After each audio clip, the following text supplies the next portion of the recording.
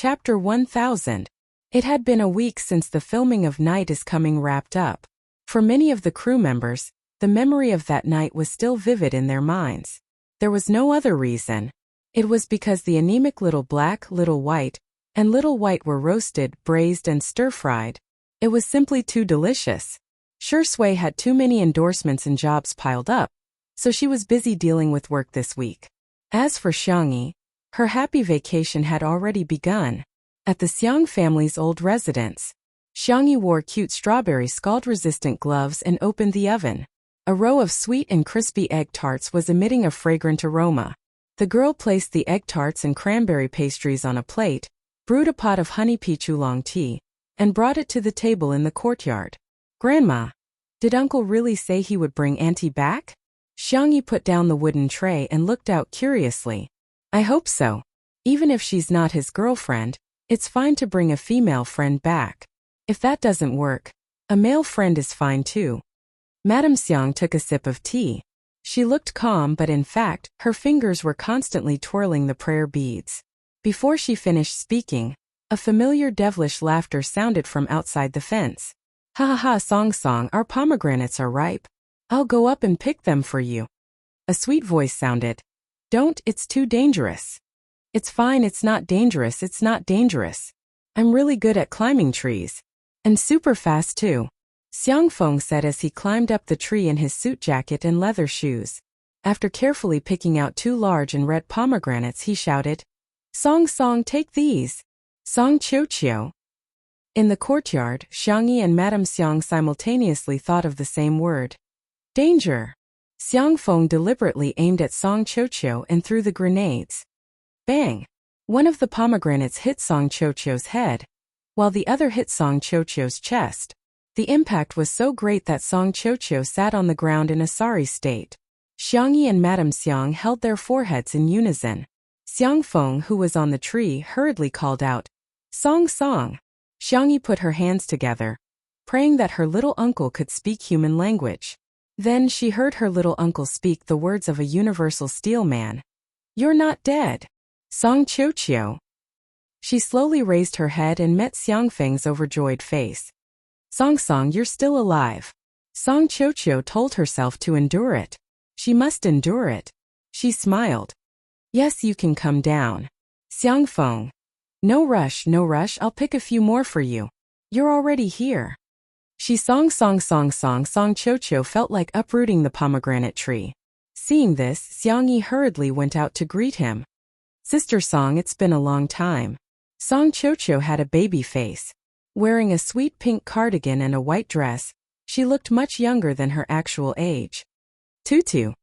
Song Qiu was surprised and happy. She gave Xiangyi a big hug, her eyes sparkling. "Can I pinch your face?" "Can I?"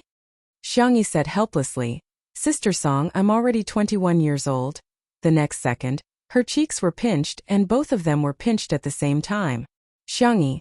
"Oh, degree asterisk. Oh, at this moment, Xiang Feng's voice came from above. "Little Xiangyi, move to the side. Don't disturb our Song from picking pomegranates." Xiangyi looked up and saw that Xiang Feng had picked a bunch of pomegranates and was holding them in his suit jacket, smiling honestly. "Oh," Xiangyi asked cautiously. "Sister Song, did you really come back with my little uncle willingly?" Chapter 1001. Song Qiu revealed a smile that was uglier than crying. Yes, right. If there was a word to describe her current mood, it would be regret. Too much regret. She was 28 years old this year. Her family was urging her to get married, so she had no choice but to think of a fake marriage. Of course, before they got married, they had to sign a contract. They would only be husband and wife in name. Xiang Feng and she were childhood friends. When they were young, they even bathed together naked and played with ducks. Song Qiu felt that Xiang Feng was the most suitable candidate for the fake marriage. When she proposed a fake marriage to Xiang Feng, she originally thought that Xiang Feng would hesitate. She didn't expect him to agree after only 1 second. 1 second. Song Qiu wondered if there was something wrong with his hearing. Now Song Qiu didn't think so. She felt that there was something wrong with Xiang Feng. Rage points accumulated. 50%. Song Qiu smiled virtuously and sweetly. Feng, throw it. I'll catch it. Xiangyi persuaded. Sister Song, let me do it. It's okay. She had chosen the fake marriage partner, so she had to accept it even if he had to kneel. Come on. Ah. Song Qiuqiu screamed as the pomegranate hit her arm. Xiangyi's mouth twitched. She desperately gestured to her little uncle. You can throw it on the lawn. Don't throw it all at Sister Song. But Xiang Feng was a little short-sighted, and he had climbed high. He misunderstood Xiangyi's waving hand as cheering for him. Good. You're indeed my little niece. You're too loyal to your uncle. Xiang Feng's blood rushed to his head, and he threw it faster and more accurately. Song, you can do it. You have to challenge yourself and defeat yourself. This little difficulty in front of you is nothing.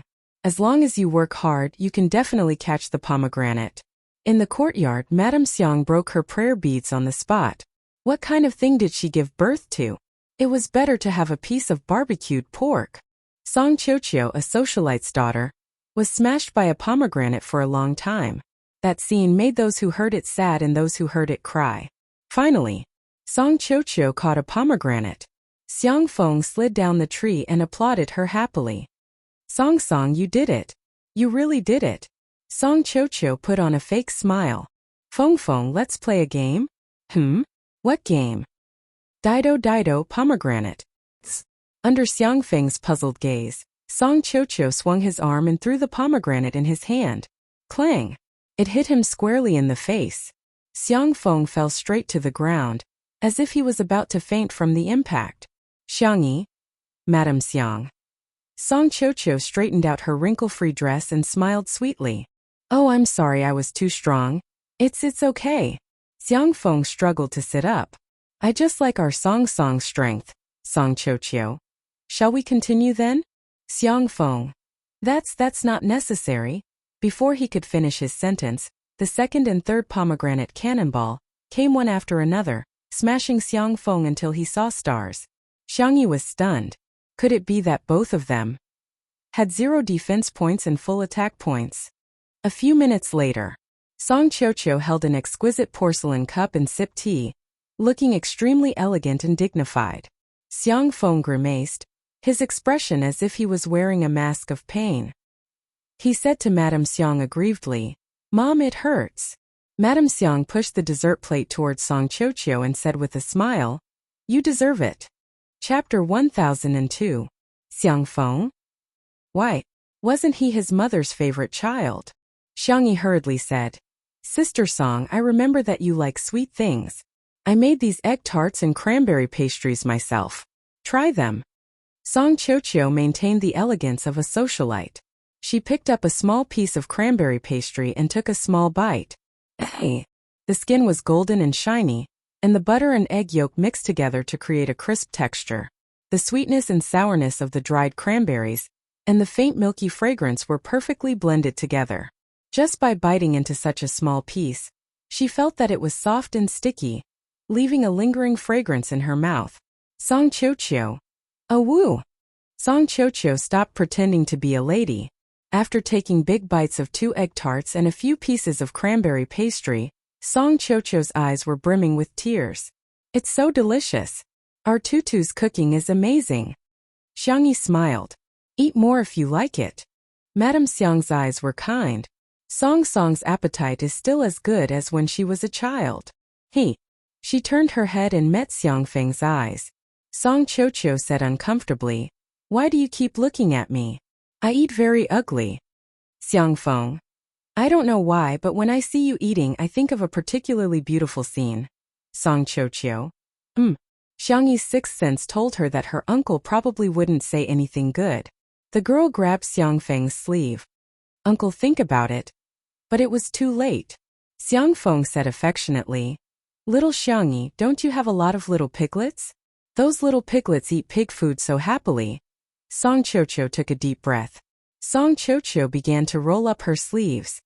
Auntie Tutu, I'm sorry, but I might show you some uncomfortable scenes.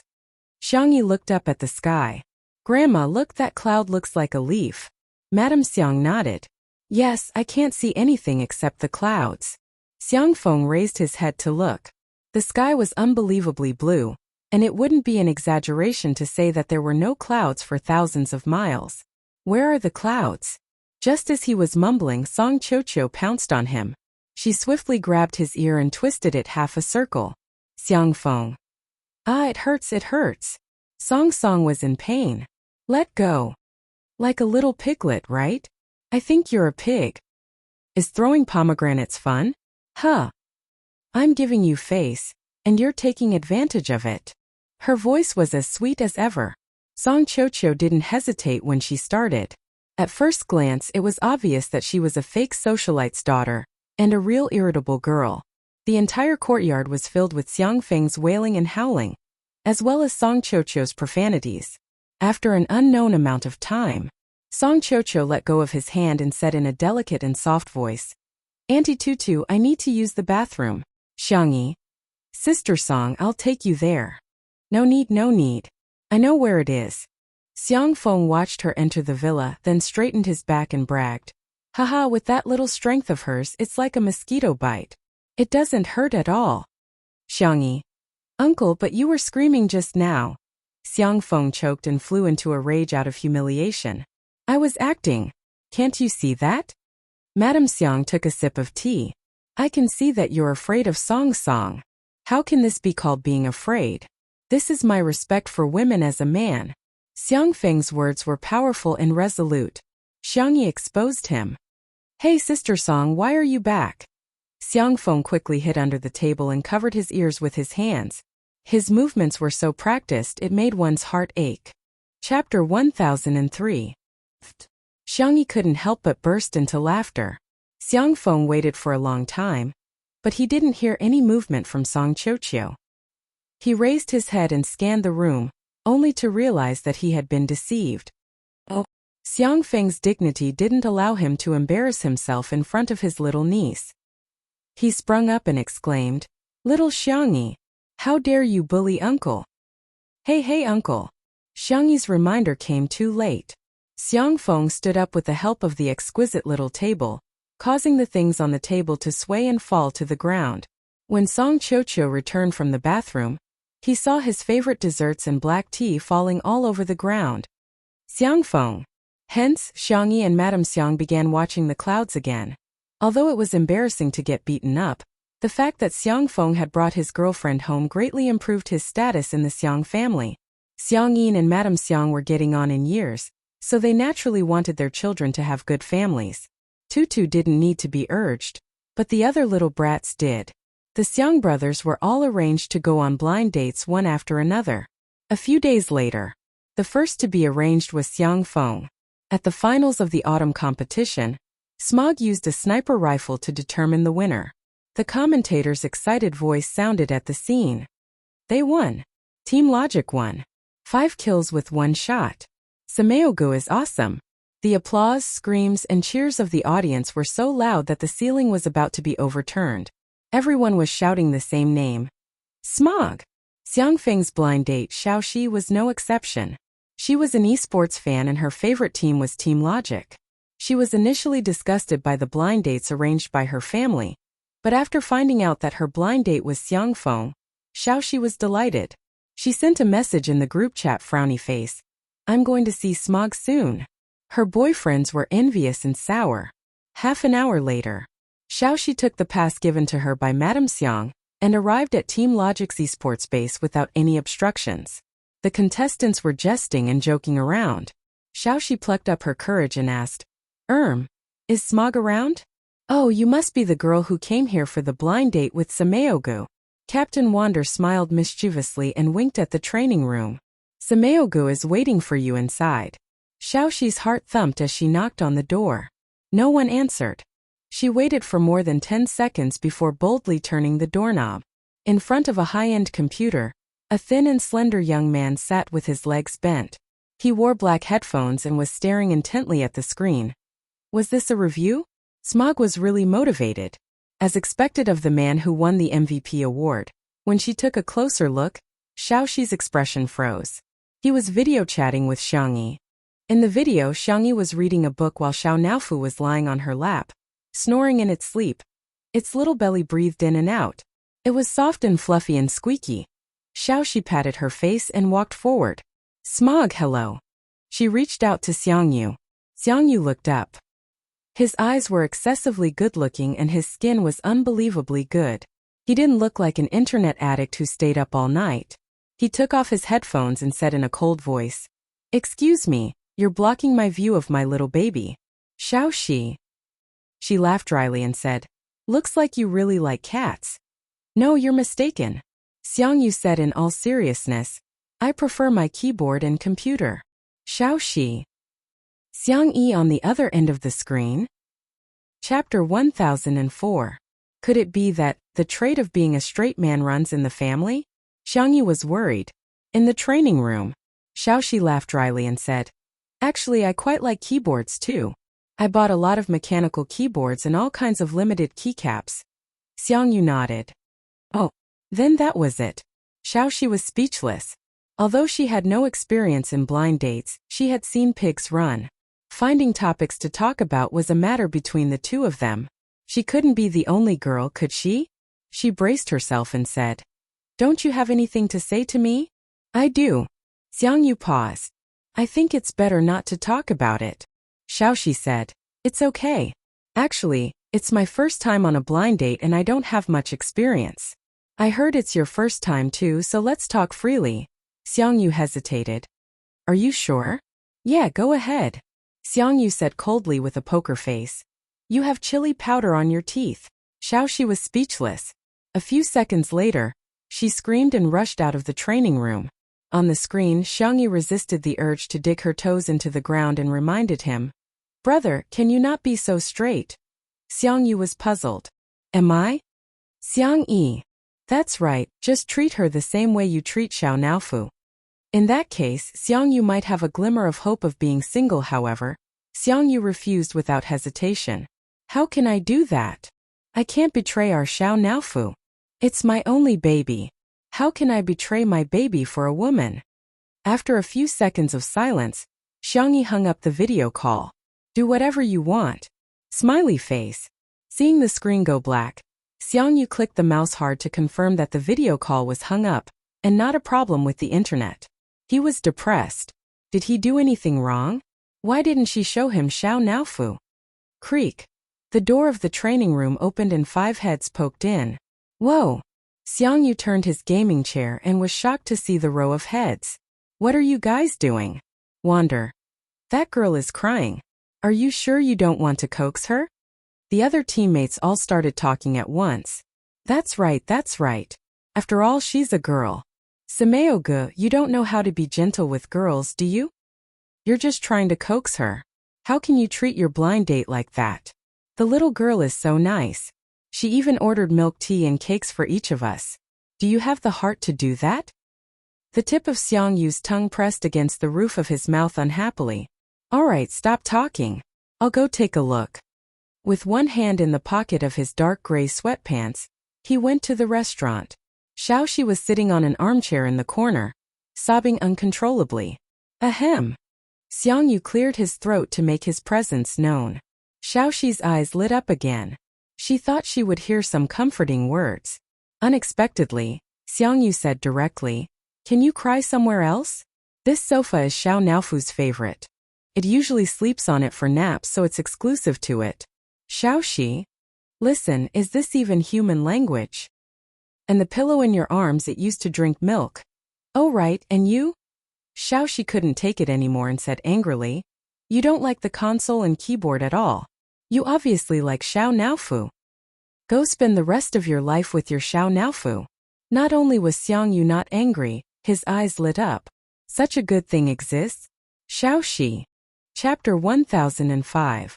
Wander sent me a message saying that Xiao Shi was so angry that she left in tears. Xiang Yu reported the results of Hua Xiang's blind date to her grandmother. Madame Xiang put on a new Buddhist bead bracelet and said calmly, "Next. Hua Xiang can't be that straight, right?" At the studio, Xiang Qi was making a sample dress.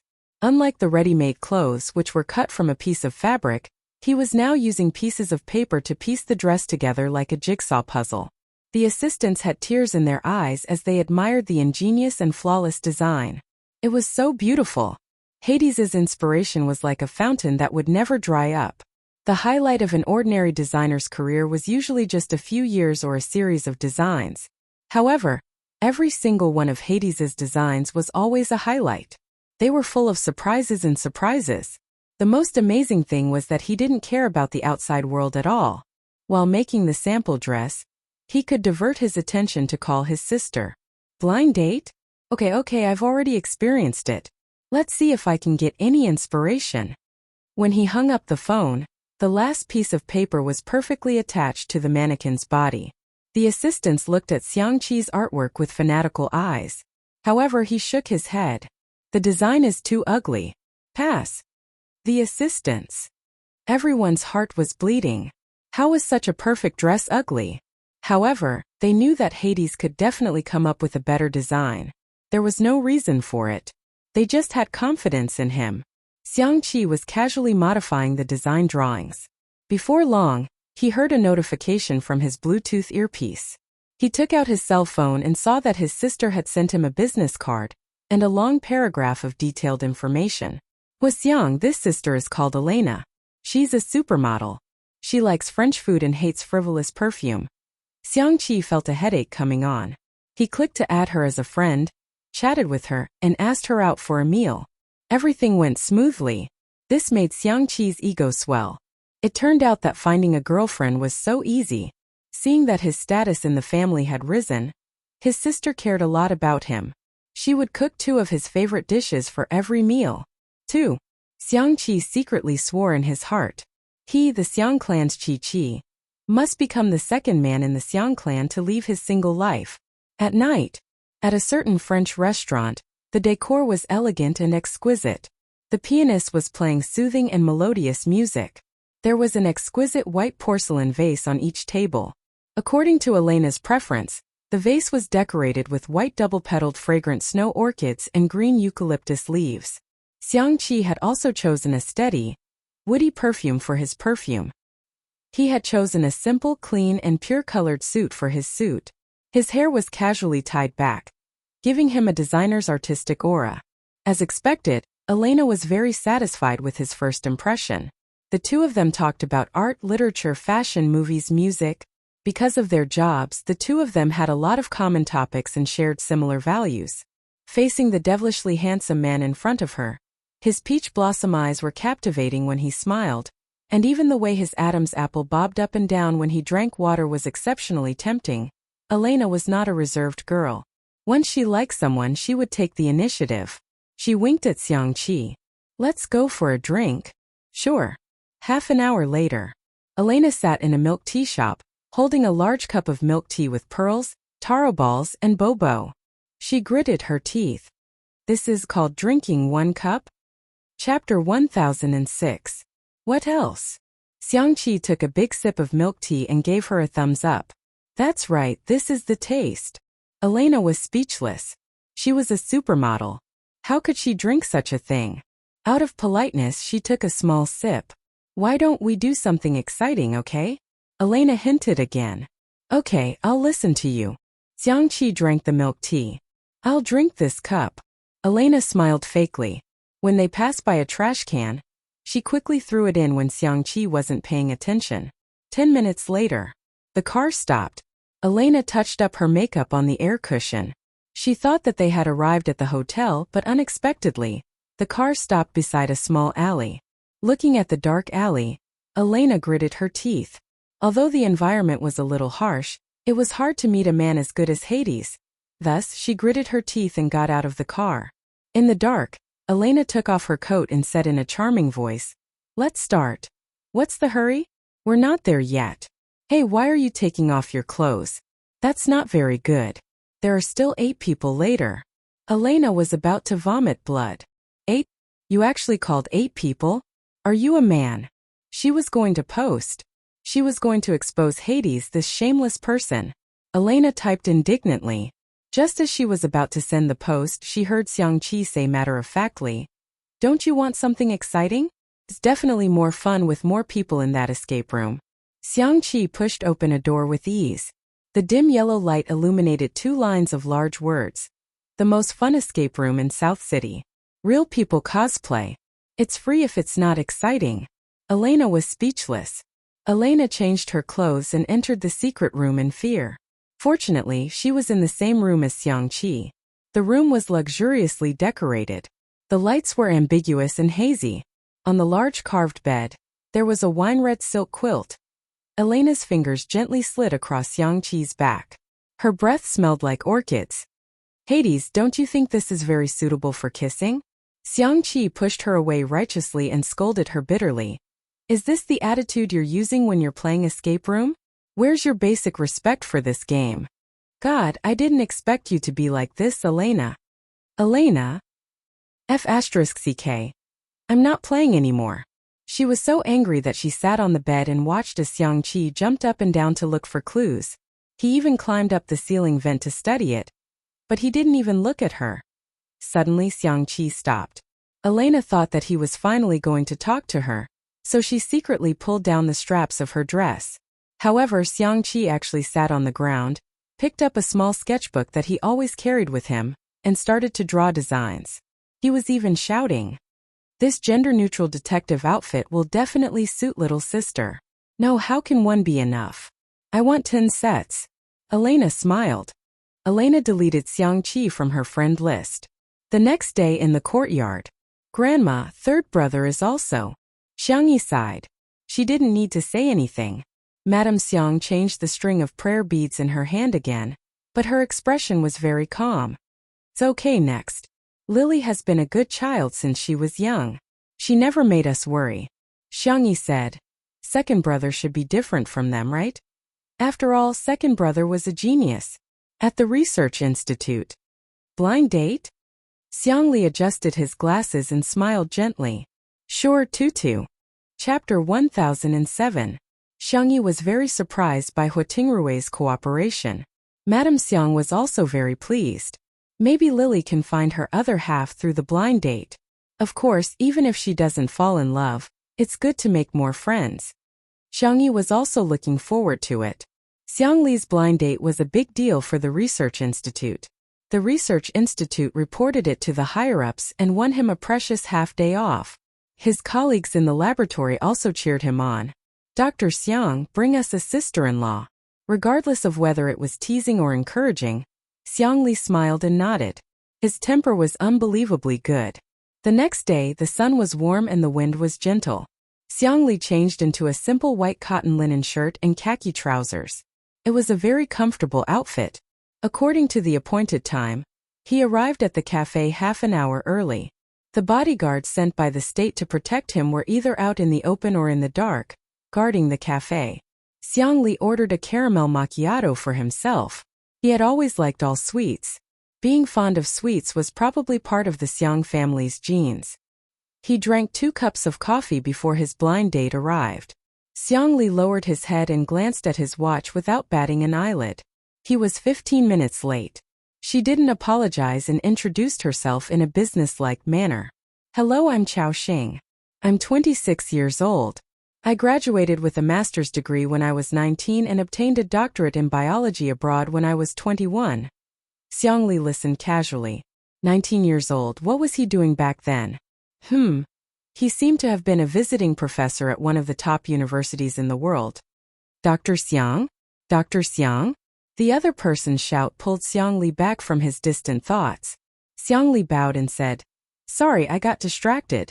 Chao Xing said, Although I'm not very satisfied with you, I think we can get married. I think we can use a week to get to know each other, 3 months to fall in love, 6 months to get married, and a year to have children. This way, it won't delay our research plans. Xiangli couldn't help but laugh. Miss Chao's plan is very good. Chao Xing said confidently, I think this is a very scientific and efficient arrangement. Xiangli took a sip of coffee and faintly said, But Einstein said that science is about the research of the laws of facts. Before we have a test sample, I don't think Miss Chao's proposal is the best solution. So, Dr. Xiang is not satisfied with me? Chao Xing raised her eyebrows. It's okay. I've seen many men like you. I fully understand and respect your thoughts. Xiangli smiled. Einstein also said that there are 2 things that are endless, the vast universe and the ignorance of mankind. But I can only be sure of the latter. Chao Xing's expression changed slightly. I'm very confident in my IQ. Miss Chao's confidence is indeed admirable. I only feel your sarcasm. I also don't feel any respect from Miss Chao. The two of them went back and forth, tit for tat. Chao Xing's eyes became brighter and brighter. Xiangli became more and more disinterested. Was this a blind date? Boring. Why should humans waste the rest of their lives on other humans? Dating? He might as well dissect a few cages of rabbits. As expected, the blind date ended in failure. Xiangli leisurely sent a WeChat message to his sister. Tutu, I seem to be really unpopular cac. Aggrieved. J tearful. J pitiful. JPG. Chapter 1008. Xiangyi's reply came quickly. How could that be? Did someone bully brother? She then sent a bunch of emojis of her rolling up her sleeves and stomping her feet angrily. Xiangli smirked. Indeed, it's more fun to tease Tutu. Woman? Sorry, no need for that. A certain medical doctor, who cut black and white but found that it was still black, used the spring and autumn annals to describe today's blind date. When Xiangyi found out that her second brother had been disliked, she hurriedly coaxed him for a long time and showered him with all sorts of praises. She even promised to cook a lot of delicious food for him. Only then did Xiangli, aggrieved and pitiful, express that he didn't feel so bad anymore. Grandma, this is what happened. The same scene repeated itself in the courtyard one afternoon. Madame Xiang sighed and said, forget it. Instead of finding someone who doesn't get along with me, I might as well be single. But Chun-Chun and Xiaowan have known each other for a long time, right? Xiangyi recalled for a while and said, I think so. She had heard from Anan that Xiaowan was a fan of hers. Xiaowan was good at writing and retouching photos, and had helped the fan club a lot. Madame Xiang twirled her Buddhist prayer beads. Of course, she had changed them again. She smiled benevolently and said, You can't do the same thing more than 3 times. It should work this time, right? Xiangyi had an ominous feeling. Lawyer Xiang, this is your itinerary for the next week. Also, you have a meeting with the CEO of Dingfeng Technology in half an hour. The assistant reminded Sangchen concisely. He sat in front of the walnut table with his hair combed back, looking like a meticulous elite. He was dressed in a black suit and a white shirt. His well-defined fingers were casually flipping through the judgment papers. His aura was cold and indifferent, just like the cedar trees on the distant mountains. After the assistant finished reporting, he expressed assent and asked, Do you have any other arrangements? If not, he was going to go home and have dinner with his little bunny. The assistant said fearfully, Actually, old madam and Miss E want you to invite Miss Chao Wan to dinner to get to know each other better. Sangchen's fingers paused for a moment. He raised his head, his eyes deep and calm. Who is Chao Wan? Oh. The assistant was speechless for a moment before saying, You're talking about the guardian of the best Xiangyi in the world on Weibo. Previously, you even helped her friend fight a lawsuit. Sangchen nodded slightly. So it's her. Every time Guardian finished editing a picture or made a promotional poster or sticker pack about Xiangyi, it would send him a copy immediately. Sangchen had even set her as a special notification so that he could receive a picture of the bunny as soon as possible. The assistant. Then did you agree? Lawyer Xiang actually agreed to a blind date? Sangchen, on the other hand, thought that it was just a meal. Coincidentally, he saw Chao Wan's Weibo update. She posted a set of 9 photos, each of which depicted Xiangyi as beautiful as a painting. The caption accompanying the post was, I still have a lot of stock, I have to work hard today too. Let's go. Sangchen liked the post and then sent her a message to invite her. Soon, Sangchen said without even looking up, Help me book a quiet restaurant. The assistant was extremely excited. Okay. I'll go right away. I didn't expect the 1,000-year-old sago tree to blossom one day. I must choose a hotel that has 5 stars in all aspects. It was 7 o'clock in the evening. Sangchen and Chao Wan took a seat in the restaurant. Chao Wan recalled what her roommate teased her before she left. Lawyer Xiang, are you interested in you? She asked nervously. Lawyer Xiang, is there something you need from me? Chapter 1009. Chao Wan's heart pounded wildly. Could it be that it's really like what my roommate said Mr. Xiang wants to?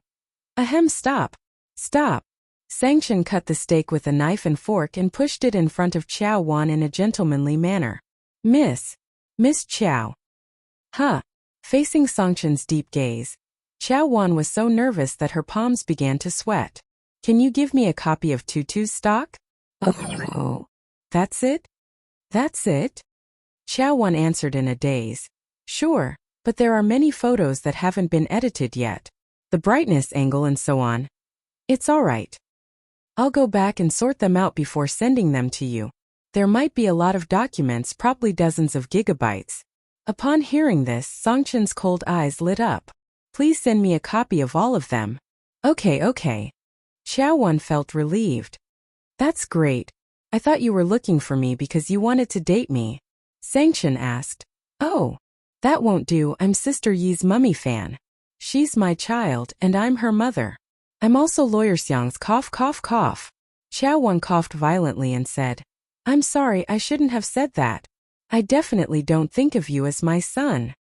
After being his sister's fan for so long, Sangchen had already mastered many of the terms used in the fandom.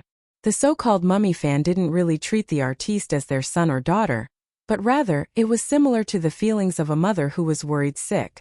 I know. Qiao Wan asked, Really? Sangchen said, Don't worry.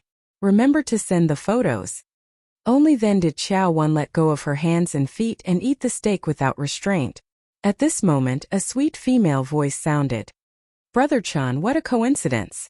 You're here too. Qiao Wan looked in the direction of the voice. The person was wearing a pink little fragrance suit and carrying a white sheepskin bag. She looked innocent and noble. Sangchen's attitude was cold. Miss, what can I do for you? The little princess was shocked. You don't remember me? Sangchen replied expressionlessly. Yes. I went on a blind date with you 2 days ago. The little princess stomped her feet in anger. Did you reject me because of this woman? Qiao Wan, who was innocently implicated. She was impatient and blurted out. You've misunderstood. Lawyer Xiang and I are, at most, mother and son. Sangchen was confused. The little princess? ? Qiao Wan immediately corrected herself. Just friends. No, it's just a netizen. The little princess didn't believe him, and her eyes turned red. The guests at the next table couldn't bear it and had the urge to comfort the little princess. However, Xiang Chen's expression didn't change in the slightest from beginning to end.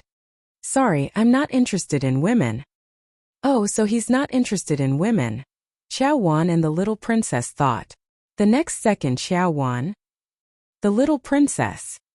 Perhaps because their expressions were too horrified, Sangchen forced himself to control his temper and explained, It's the same for men.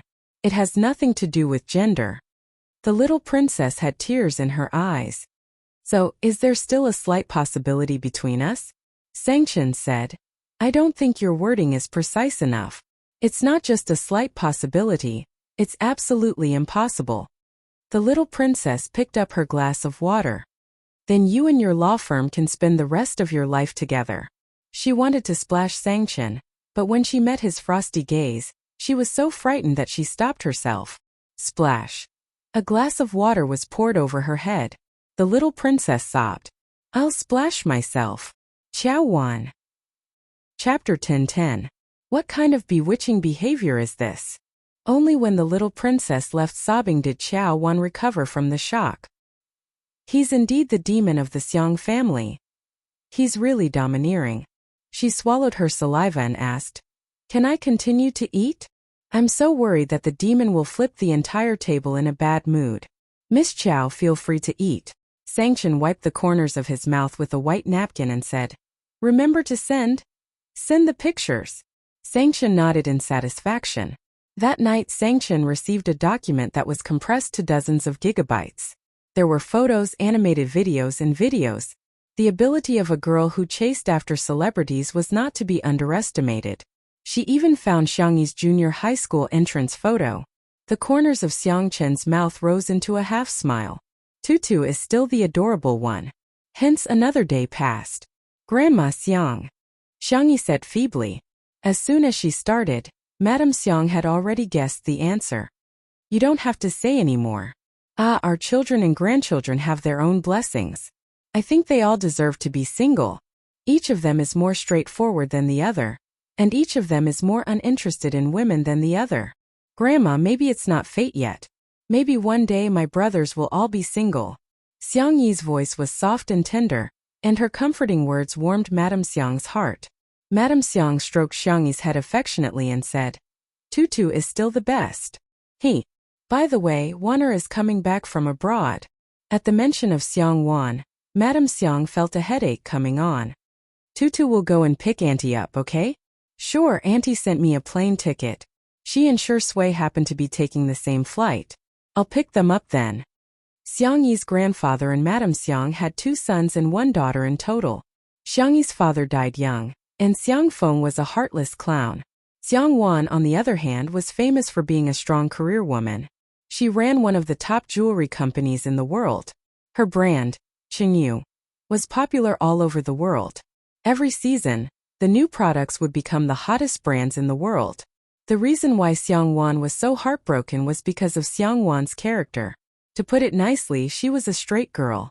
To put it bluntly, he was a bar spirit. He was like the reincarnation of Archimedes' lever. Every time she returned to the old mansion, there would be a bloodbath. She was an existence that even Sangchen, who was known as the Demon King, feared. 3 days later. Nanjing Airport. Xiang Yi went out in casual clothes with no makeup on. She sat in the VIP lounge waiting for her aunt and boyfriend and knitted a scarf to pass the time. The girl's slender fingers were light and nimble, and the stitches were neat and exquisite. The wool ball grew bigger and smaller, and the scarf grew longer and longer. Even though she was sitting in the corner, the girl still had an attractive aura. Someone recognized Xiang Yi and paced back and forth in front of the girl more than 10 times, hesitating whether to go up and say hello. After walking in front of Xiang Yi for the 16th time, he finally mustered up his courage and said, Sister E, hello. I'm your fan. Can I take a photo with you? Xiang Yi said in a good-natured manner, Sure. He heaved a sigh of relief and said, Sister E, you're so nice. Just as she took out her phone before she could take a photo, someone suddenly pushed her aside. It was an internet celebrity who was holding a phone stand and doing a live broadcast. Wow, my babies, look at how lucky I am. I actually met Xiang Yi. Sister E, say hello to my fans in the live broadcast room. Out of courtesy, Xiang Yi smiled and nodded in greeting. However, the internet celebrity did not give up. She grabbed Xiang Yi's arm and said, It's fate. Sister E, you don't mind doing a live broadcast with me, right? Chapter 10:11. Feeling a little uncomfortable, Xiang Yi frowned and immediately withdrew her hand. The fan from just now was speechless. If you're doing a live stream, so be it. Why did you have to bring Sister E along? It's a private schedule. How can you disturb her like that? The internet celebrity said exaggeratedly. Sister E didn't even say anything, so why are you making such a fuss? Do you think you're the only one with a mouth? Besides, Sister E is so nice, what's wrong with interacting with my fans? As she said that, she pointed her phone at Xiang Yi, wishing she could shove the screen directly into Xiang Yi's face. The comments in the live stream were flooding in quickly. Ah, it's Sister E. Forgive me for being blunt, but this host is a little rude. Oh my god, the camera is so close, but she still looks so good. This is the difference between a celebrity and an internet celebrity. I'm sorry, could you please do a live stream somewhere else? Xiang Yi persuaded in a gentle tone. The internet celebrity rolled her eyes and felt that Xiang Yi was a pushover. She immediately made a decision. She was definitely going to go back on her word. In the past, her live stream would only have tens of thousands of viewers at most. However, after filming Xiang Yi for a short while, the number of viewers had already reached hundreds of thousands. Xiang Yi's super popularity was evident. Aya, Sister E, I just like you so much that I want to talk to you. Sister E, aren't you the most doting on your fans? Can't you satisfy such a small request? The fan was speechless. Are you Spicy Tutu? I think you're a fake fan. Why don't you tell me what Sister Yi's works are? The internet celebrity couldn't say. Apart from 2 under one roof, she knew nothing about Xiang Yi. She looked around and said, Wow, Sister Yi's scarf is so good. Is it for Shuringdi? Let me touch it. Xiang Yi quietly dodged, causing the internet celebrity to stagger and almost fall. She said unhappily, Sister E is so petty. Isn't it just a scarf? I can't even touch it. Xiangyi slowly hooked the last stitch on the scarf, folded the scarf neatly, and looked up indifferently. Her clear doe eyes seemed to reflect the moonlight, unbelievably beautiful. Miss, you don't want to leave? Meeting Xiangyi's eyes, the internet celebrity felt a little flustered. However, when she thought about popularity, she felt that it was not a big deal to gain attention and gain popularity. What could Xiangyi do to her? Could it be that they could still fight? When that happened, the netizens would definitely flame Xiangyi. Feeling emboldened, the internet celebrity retorted, Xiangyi, this is the VIP lounge. This is the treatment that I deserve after buying a first-class ticket. Xiangyi, are you trying to chase me away? Does he have any regard for the rules of the airline? Isn't he a little too self-centered? The spicy tutu girls were speechless. What kind of lotus flower speech was this? How infuriating. On the other hand, the netizens who were watching the show were extremely excited. Fight! Fight! Under everyone's gaze, Xiangyi said calmly. Okay, I understand. She lowered her head and seemed to have sent a message. Thinking that she was scared, the internet celebrity said, Sister E, it'll be bad if the netizens misunderstand you. Why don't you explain it to everyone in my live stream? Before she finished speaking, several flight attendants of the airline hurried over. Someone came to apologize to Xiangyi. Miss Xiang, we're sorry to have caused you a bad experience. Someone also said to the internet celebrity who was doing the live stream, Miss, your actions have violated the order of our VIP lounge. You have also violated other people's portrait rights and privacy rights. Please stop your actions immediately, or we will call the police and hand it over to our legal team. Thank you. Chapter 10-12. The number of viewers in the live stream exceeded 1 million. After being scolded in front of millions of people, the online celebrity felt embarrassed and flew into a rage. I bought a first-class ticket. Why can't I do a live stream here? Aren't you guys taking special care of Xiangyi just because she's a celebrity? It's too much to divide the guests into different classes. I'm going to lodge a complaint against you. Xiangyi's family doesn't own the airline. The service staff interrupted her. First of all, we treat all customers equally, unless they don't respect the passenger agreement. Secondly, Changfeng Airlines is owned by Miss Xiang's mother's family. The online celebrity was dumbfounded. The audience was dumbfounded. What? Did I hear wrongly? Damn it. I went to Google and found out that the largest shareholder of this airline is in Sister E, mentioned before that her mother's surname is also an. Amazing. What kind of Miss Perfect is Sister E? Sister E, take a good look at yourself and stop trying to ride on Sister Yi's coattails, okay? The online celebrity's expression changed again and again. She wanted to say something else to hype herself up, but the service staff had already gestured for her to leave, as if they would take her away if she didn't leave. Seeing this, she had no choice but to leave dejectedly. The world was finally quiet.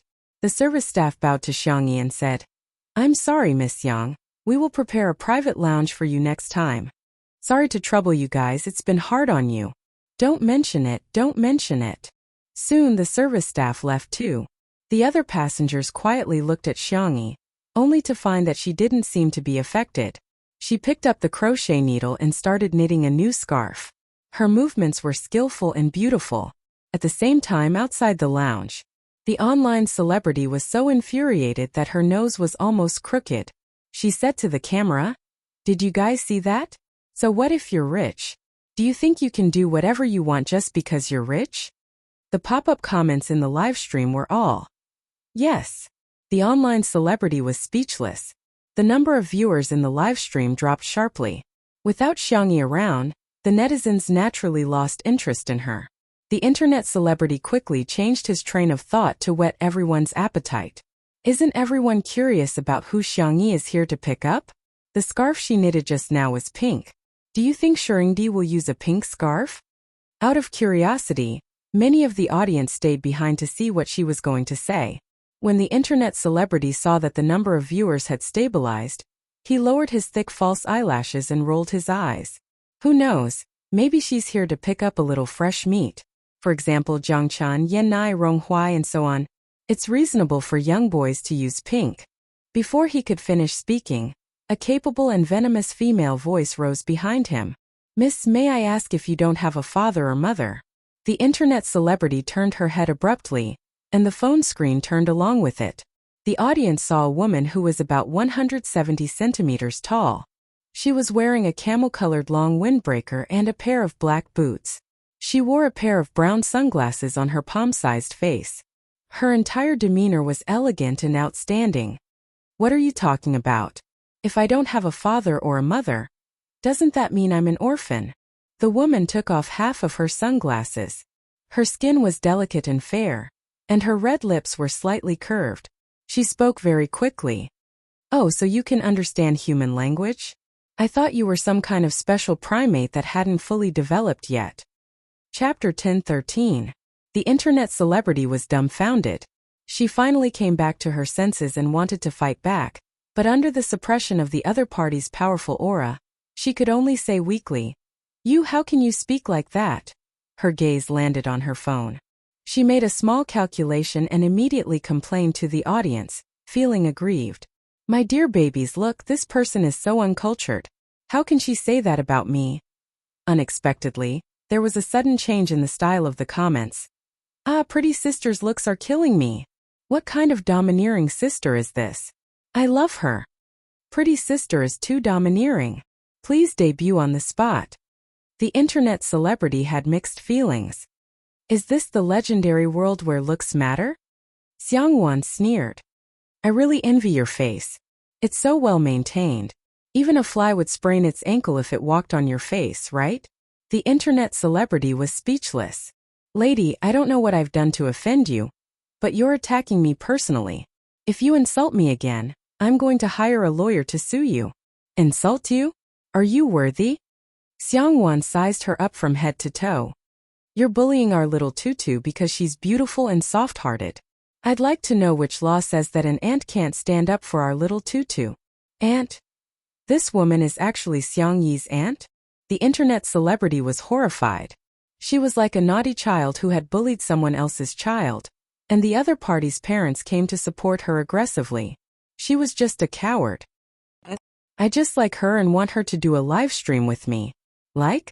Our little tutu doesn't need your cheap and ridiculous liking at all. Live stream?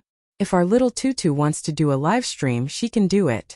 If she doesn't, don't even think about forcing her. Forget it, it's not easy for you either. God has sprinkled wisdom all over the world, but he has given you an umbrella. TSK. Xiangwan rolled her eyes at her and walked towards the lounge elegantly in her high heels. She was so aggressive that the internet celebrity was almost doubting her life. The audience cheered. Auntie, well done. Someone edited the video, and it soon went viral on the internet and was widely circulated. Some netizens felt that Xiangwan was being too aggressive and unbecoming of a lady from a respectable family. The spicy tutu girls, on the other hand, thought that they were really lucky to have an aunt like Xiangwan who would stand by them unconditionally and protect them. Who doesn't want to be favored? Especially when he was favored by his family. Xiang Yi is really blatantly favored by her family. Xiang Yi was knitting the scarf seriously when a smiling greeting suddenly came from above her head. Little tutu, how have you been? Xiang Yi raised her head abruptly. When she saw that it was Xiangwan, she happily pounced on her. Aunt! Ayaya, our little tutu has grown taller again. Xiangwan pinched Xiang Yi's cheeks and rubbed her cheeks. You seem to have softened. Xiang Yi. The girl's ears turned red. Auntie, there are so many people here. Xiangwan sneered. I'll gouge out the eyeballs of anyone who dares to look. The crowd, who didn't dare to look in her direction because of her aura, trembled. The next second, Xiangwan lowered her voice and asked quietly, Can I do it when there's no one around? Xiang Yi was speechless for a moment and sighed softly. Auntie, you're still the same as before. She used LSP the moment she spoke. Chapter 10:14. The two chatted casually for a while. Xiang Yi looked down at the time and said, My boyfriend's flight has arrived. Auntie, wait here for a while. I'll pick him up and help him with his luggage. Wait, you're helping him with his luggage? Does he not have hands or legs? Xiangwan said angrily. Xiang Yi said innocently, He's very delicate. I'm afraid he'll be tired. What kind of boyfriend did little Tutu find? Xiangwan, who had lived abroad for a long time, did not know much about the domestic entertainment industry. Her impression of Shui was also stuck at the time when he was a teenager. She pondered for a moment and said, "If that's the case, I'll go with you." "Huh. No, I can do it, Annie." "You can't." "I can do it." "I don't want you to think. I want me to think." Under Xiang Wan's insistence, Xiang Yi had to agree. The two walked through the VIP passage and saw Shui at the end. The man had just gotten off the plane and was wearing a clean and warm white turtleneck sweater. He took out his phone from his trouser pocket, turned off the airplane mode, and sent a message to Xiang Yi immediately. Xiang Yi waved at him and said, "Here, here." Shui turned his head. After seeing Xiang Yi, the slightly sharp and cold aura around him disappeared. Like a frozen lake welcoming spring, his eyebrows and eyes were full of smiles. Xiang Yi stepped forward and said, "I'll help you with your luggage." Shui chuckled and said, "Okay, then let's exchange." Xiang Wan, who was not far away, pursed her lips and was a little disgusted. However, when Xiang Yi took Shui's boarding box, she found that the man's box was too light. On the contrary, her pile of wool was heavier. "Why do you have so few things?" "I can't help it. I want to go home." While talking, the two walked to Xiang Wan. Shui called out gently, "Auntie." Xiang Wan flipped her long hair and said, "Please don't. You haven't married into our family, so it's not appropriate for you to call me auntie. Call me Madam Xiang." "Auntie." Xiang Yi protested softly. Shui chuckled and said, "Miss Xiang. It's only 10 years. Xiang Wan put on a fake smile. "I remember what you said at that time. I won't be tempted by any girl in this world. What does this mean?" Xiang Wan knew that he was just being impulsive, but she still felt unhappy. Little Tutu is so cute. There is no pig in this world that is worthy of her. Shui couldn't help laughing. Tutu is different. Tutu is a little fairy. Glib tongue. Shui didn't defend himself. He walked through the VIP passage to the parking lot and opened the car door for the two ladies. After getting into the car, he took the initiative to pick up Xiang Yi's crochet needle and started knitting. He was actually knitting better and faster than Xiang Yi. Xiang Wan thought, "I think I can do it too." She tried, but she couldn't even lift the needle, so she gave up on the spot. This is not something that can be done by humans at all. At the side, Shui's fingers flew nimbly and cleverly. Xiang Wan said with a sharp tongue, "You're inhuman." If it were anyone else, they would probably mind and get angry, but Shui said gently, "This is just a small trick. It's just a small trick. Miss Xiang, you're the one who's at the peak of jewelry design. I like your designs the most." Xiang Wan interrupted him. "I know you're going to talk about the Drunken Red makeup series, right? That was Xiang Wan's famous work, and it was also the most well-known set of jewelry designs." Shui said gently, "I like the Drunken Red makeup series too, but I still like You're Such a Country the most." Xiang Wan coughed softly. Is that so?" Chapter 10:15. For a long time, people with ulterior motives approached Xiang Wan and mentioned the Drunken Red makeup series. In fact, Xiang Wan was quite disgusted. But what Shui mentioned was a set of unpopular designs that had not been officially sold. There were only drawings and a set of finished products, which were now collected in a foreign art museum. Xiang Wan herself liked that series of works very much, and even had a good impression of Shui. Then Xiang Yi enjoyed her boyfriend's 10-minute bootlicking. Shui praised Xiang Wan Such a Country from all angles. His words were gorgeous, his professional knowledge was profound, and his art appreciation was superb. Xiang Yi was simply amazed. Originally, she was worried that her aunt would not like Shui, and would mercilessly ridicule her like how she treated her little uncle. Unexpectedly, 10 minutes later, Xiang Wan looked at Shui with a much gentler gaze and said with satisfaction, "You're a good child. Xiang Yi. I'm very relieved to leave Tutu in your hands. Xiang Yi. When are you going to get married? I have to design wedding rings for you. Xiang Yi." Shui smiled slightly. Progress bar on aunt. From 0% to 100%, it was that simple. Along the way, Xiang Yi thought that her aunt had changed, but when they returned to the old mansion, her little uncle and aunt bumped into each other. Xiang Feng instinctively trembled and took 2 steps back. His 3 souls were all out of his body as he looked around to see if there was a taller tree, Xiang Wan crossed her arms and said lazily, "Feng Feng." Xiang Feng puffed out his chest and stood at attention. "Here. I heard that you rubbed off a piece of paint on my Afan's little cutie." Xiang Wan liked to buy cars, and the little cuties she mentioned were all kinds of sports cars, off-road vehicles, and large motorcycles. Xiang Feng said with a sad face, "It's just a small piece, really. Sis, it's just a small piece." Xiang Wan hooked her finger. "Come here." "I won't. Don't force me to go over." His tone was threatening.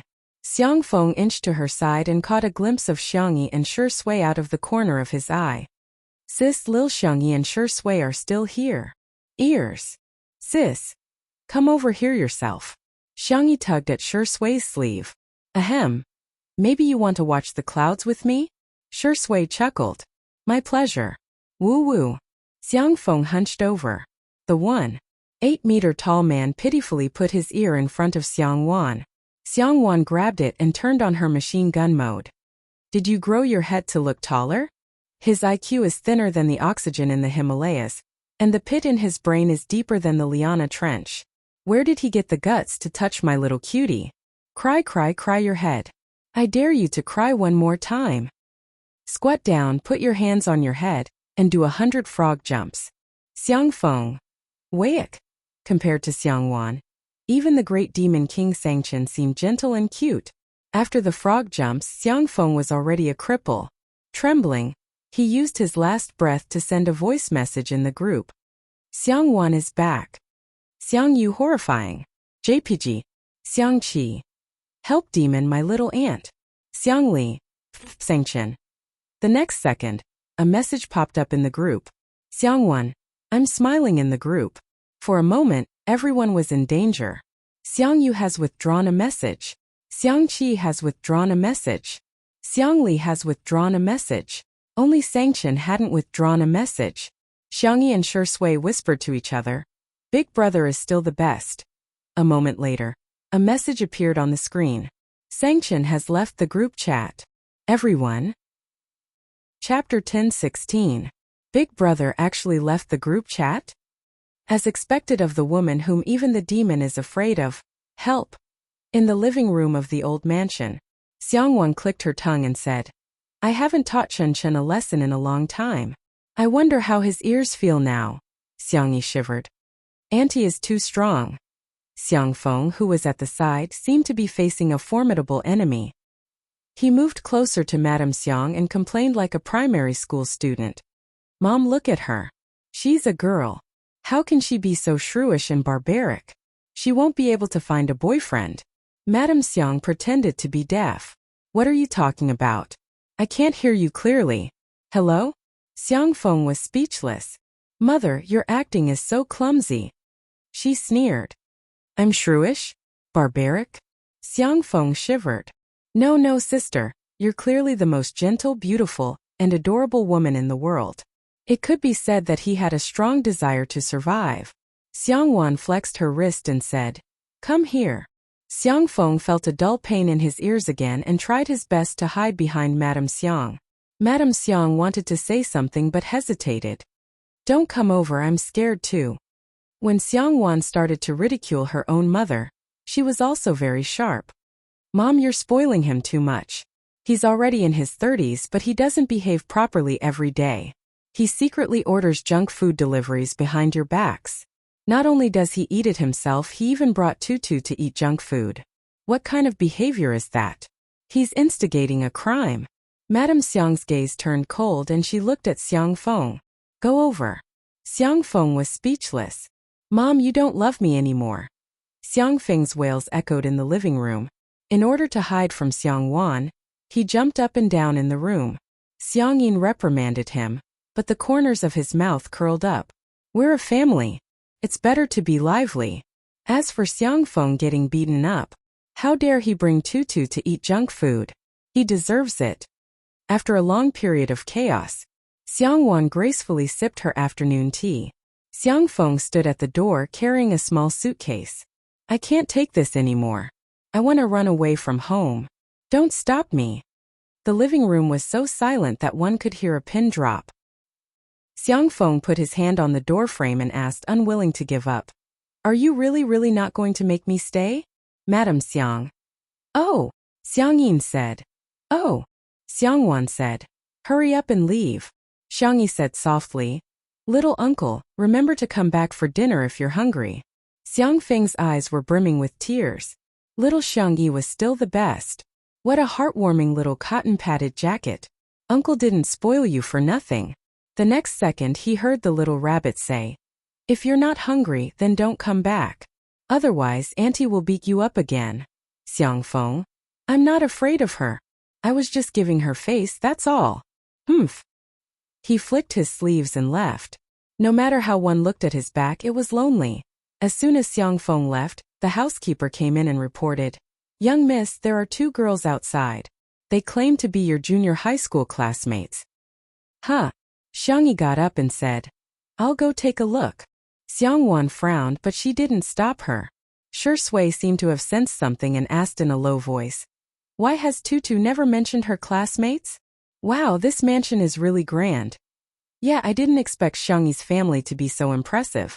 Building a mansion in a place where every inch of land is expensive is really not something that can be done with money. The 2 young girls chattered non-stop. When they saw Xiang Yi, they greeted her enthusiastically. Xiang Yi, do you still remember us? Xiang Yi said indifferently. Sorry, I don't remember. Chapter 10:17. Eh? No way, you actually don't remember us? We were your middle school classmates. Girl A's tone was exaggerated, as if Xiang Yi had done something unforgivable. Girl B blinked and said sympathetically, Xiang Yi, don't tell me you're still holding a grudge over what happened back then. Okay, we'll apologize to you, okay? A few big question marks appeared on Xiang Yi's little head. When she was young, her grandparents took care of her. The 2 of them liked to live in different cities for a while, so she transferred schools many times in middle school and high school. In addition, she kept skipping grades, so she didn't remember many of her classmates. At that time, all her time was filled to the brim. In addition to studying, she also had to study medicine and sanxian. Occasionally, when she had free time, she would run off to study gardening, cooking, and so on. Now that 2 girls suddenly appeared and said they were her classmates, Xiang Yi really didn't have any recollection of them. Gerla said unhappily, Xiang Yi, you're too petty. Didn't we just bully you back then? Why are you still holding a grudge? Before she finished speaking, Girlby bumped her elbow and said with a smile, No, you misunderstood. We were just joking with you back then. Gerla suddenly sobered up and quickly corrected herself. Yes, we were just joking with you. Do you have to hold a grudge over it for so many years? Xiang Yi's eyes were tired. She felt that it was better to knit a few more scarves than to waste time talking nonsense with them. So, we're already here. Can't you even let us drink a cup of tea?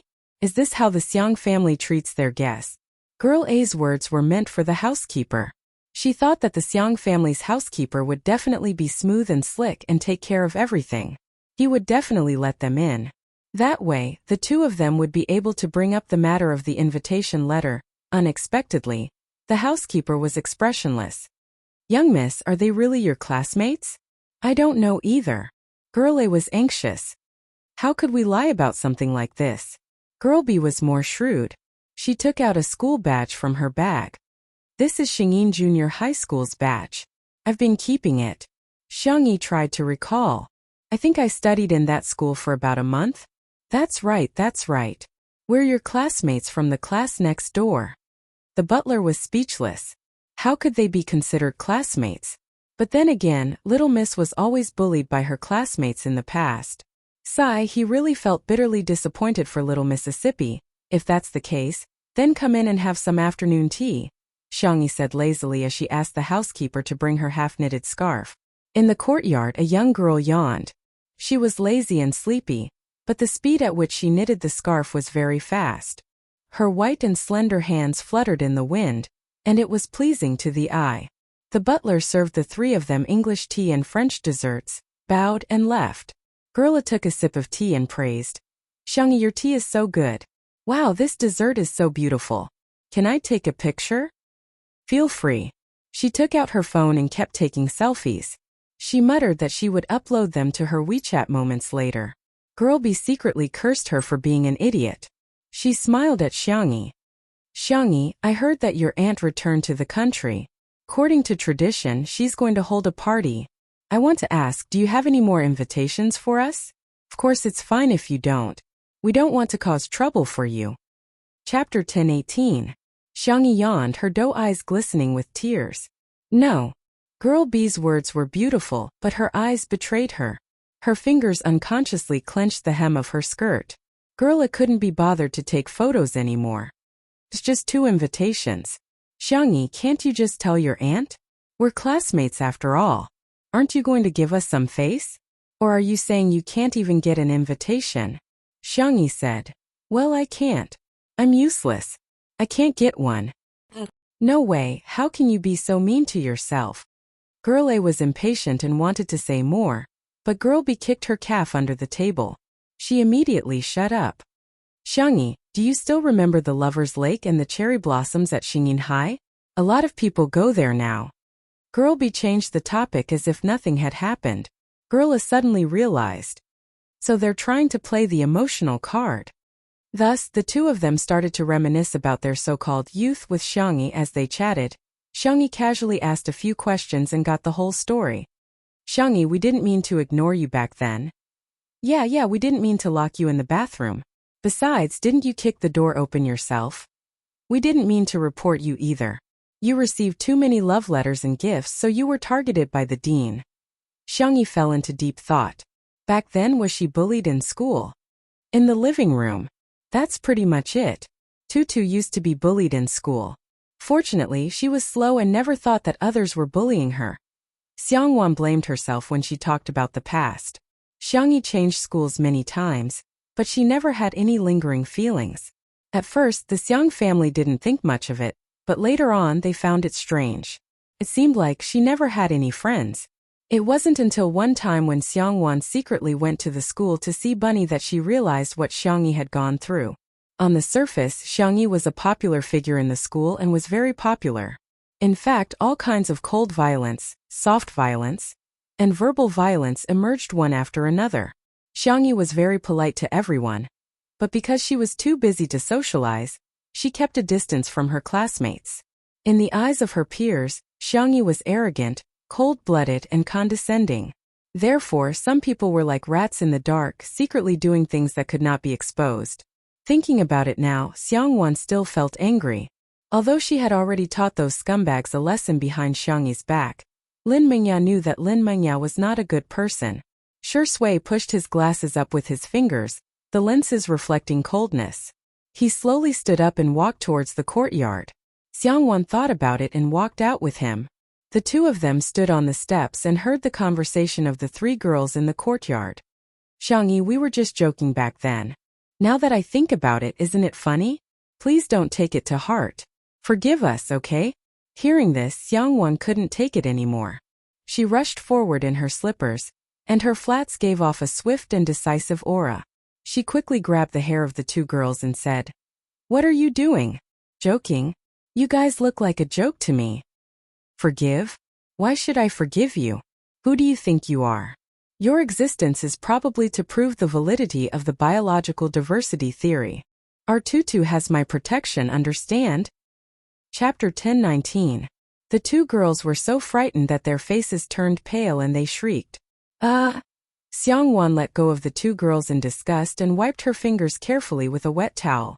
The 2 girls' meticulously styled hairstyles were now a mess and they looked rather pathetic. Girl A was furious. Who are you? Who are you to treat us like this? Facing Xiangwan's bright and beautiful face, the rest of the words were automatically silenced, and no sound could be heard. She's actually the daughter of the Xiang family.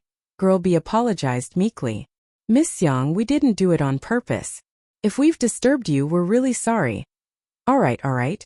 You're already a 1,000-year-old fox, so why are you still acting like a little white lotus? Xiangwan rolled her eyes. Back then, weren't you the one who led the pack to isolate us little bunnies? Xiangwan had never liked scheming people like her.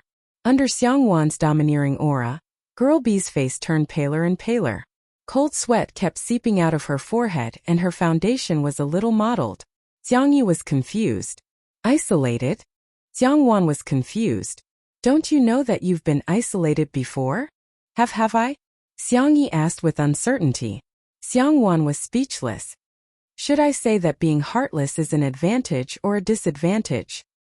Actually, when I was a student, I never paid attention to things like social relationships. Xiang Yi said in an obedient and soft voice.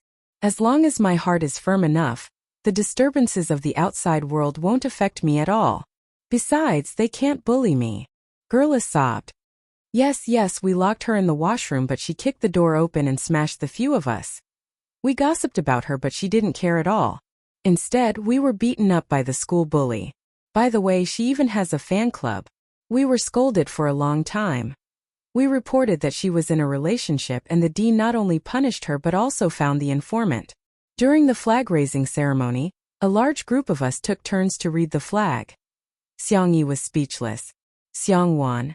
Listening to the girl's tearful complaints, those who did not know the truth would probably think that she was the one who was bullied. Don't be an eyesore here. Scram. Xiangwan's sharp eyes swept over them, and the two girls trembled like quails.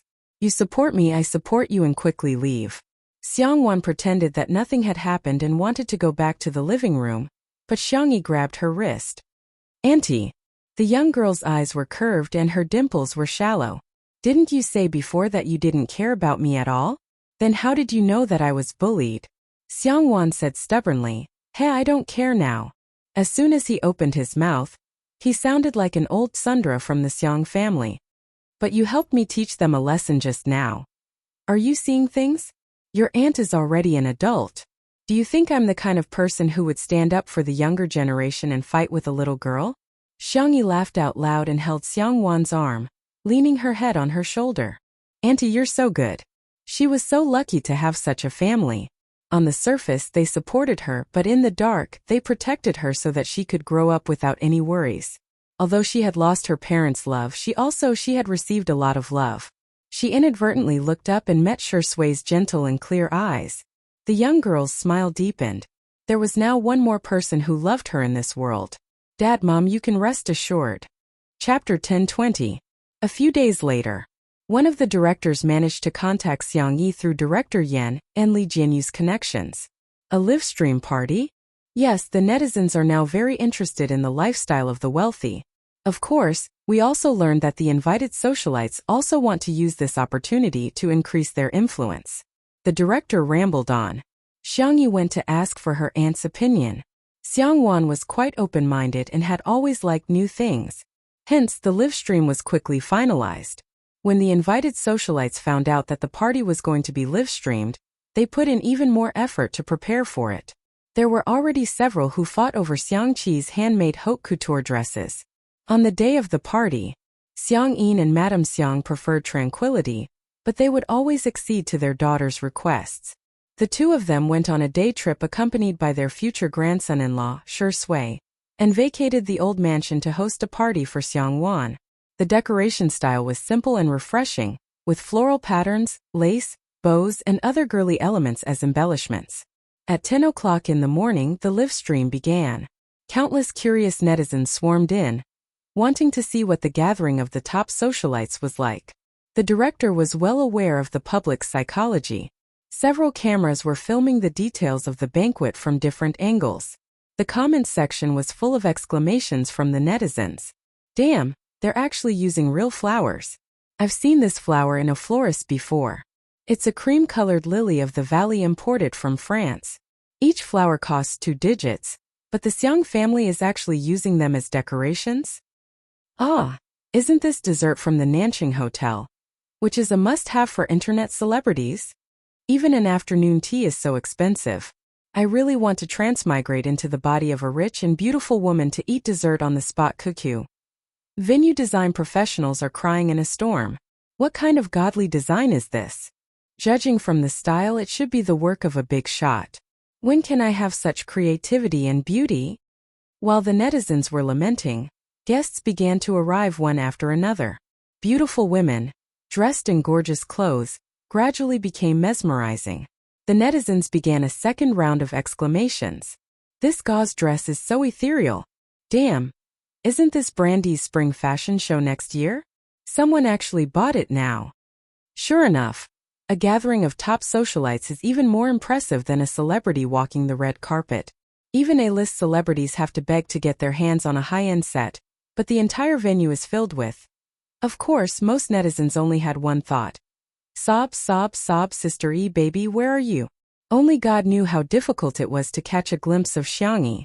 It was only then that everyone realized how blissful it was to watch Xiaopo's live stream. After waiting for a long time, there was still no sign of Xiangyi. However, the netizens were waiting for Xiangwan to appear. She said a few simple words and raised her glass. Everyone at the scene raised their champagne glasses. It wasn't an exaggeration to say that the moment Xiangwan appeared, many daughters of the world's top companies and princesses of small countries were compared to her. She was simply like a maid next to a young lady in a movie or TV series. That was the aura of a real socialite. Others could at most imitate her clothes, but they could not imitate the noble charm in her bones.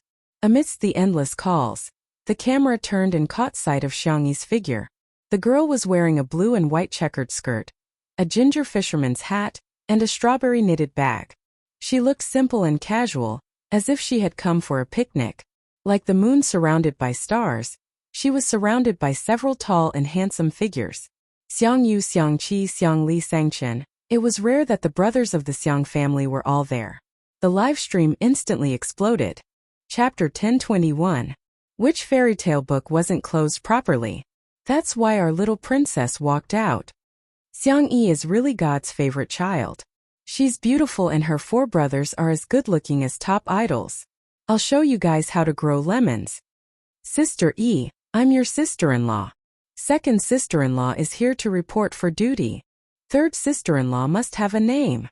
I'm fourth sister-in-law. Did I say anything? All of a sudden, sister-in-law's fans appeared and the live stream was comparable to a large-scale reunion party.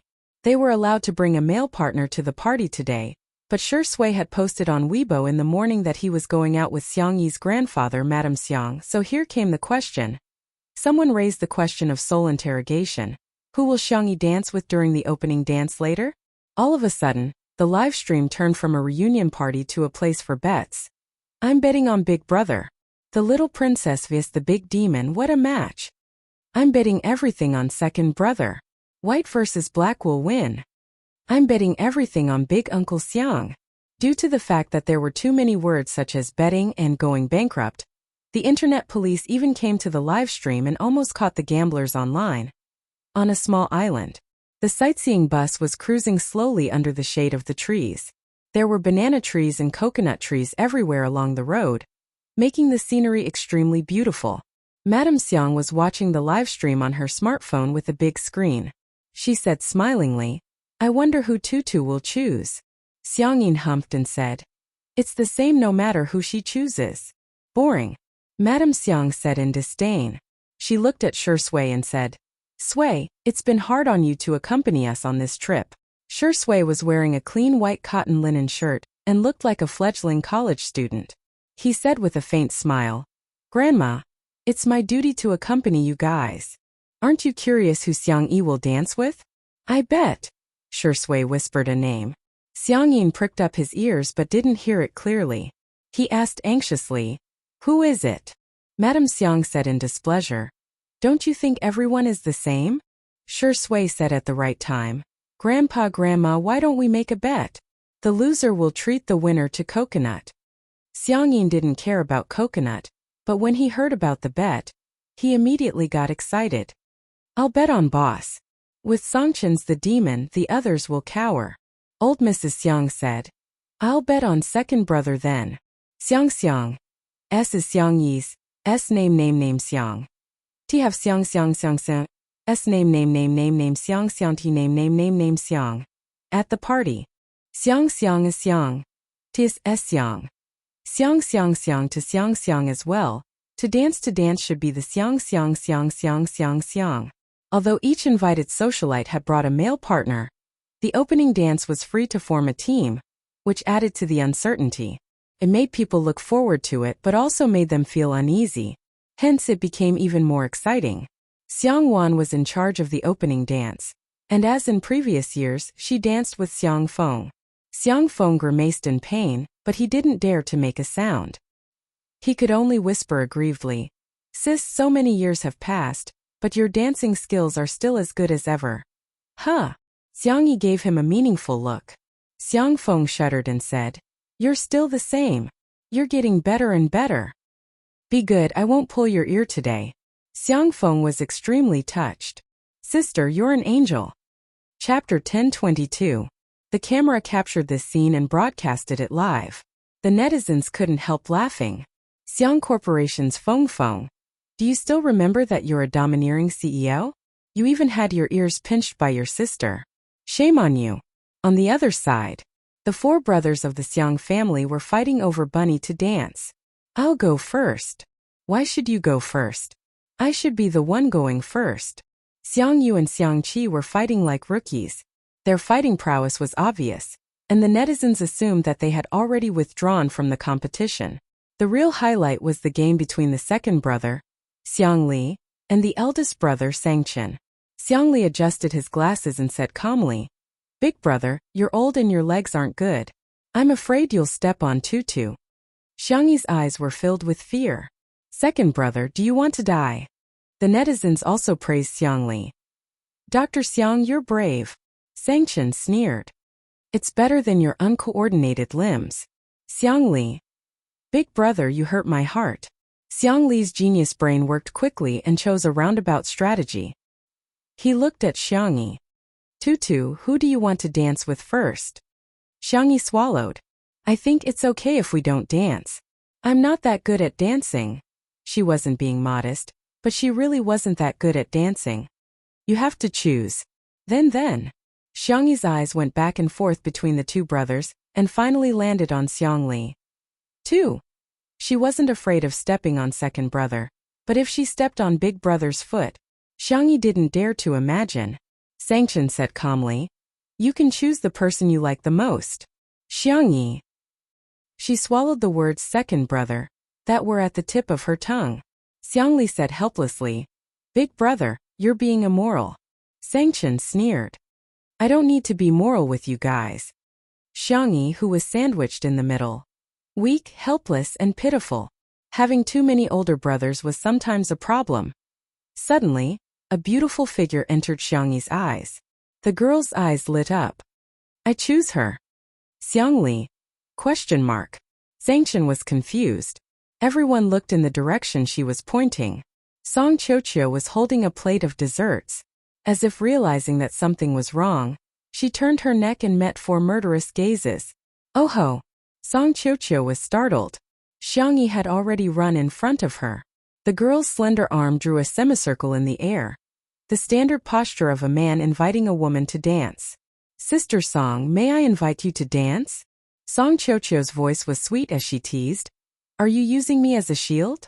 Xiang Yi revealed an awkward but polite smile. Who asked me to like our tutu?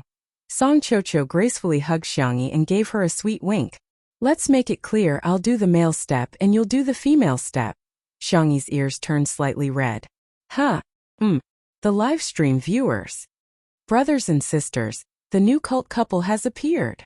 As a result, the crowd watched as the two beautiful girls hugged each other and joined the crowd for the opening dance, without a filter. The scene still looked like pink bubbles.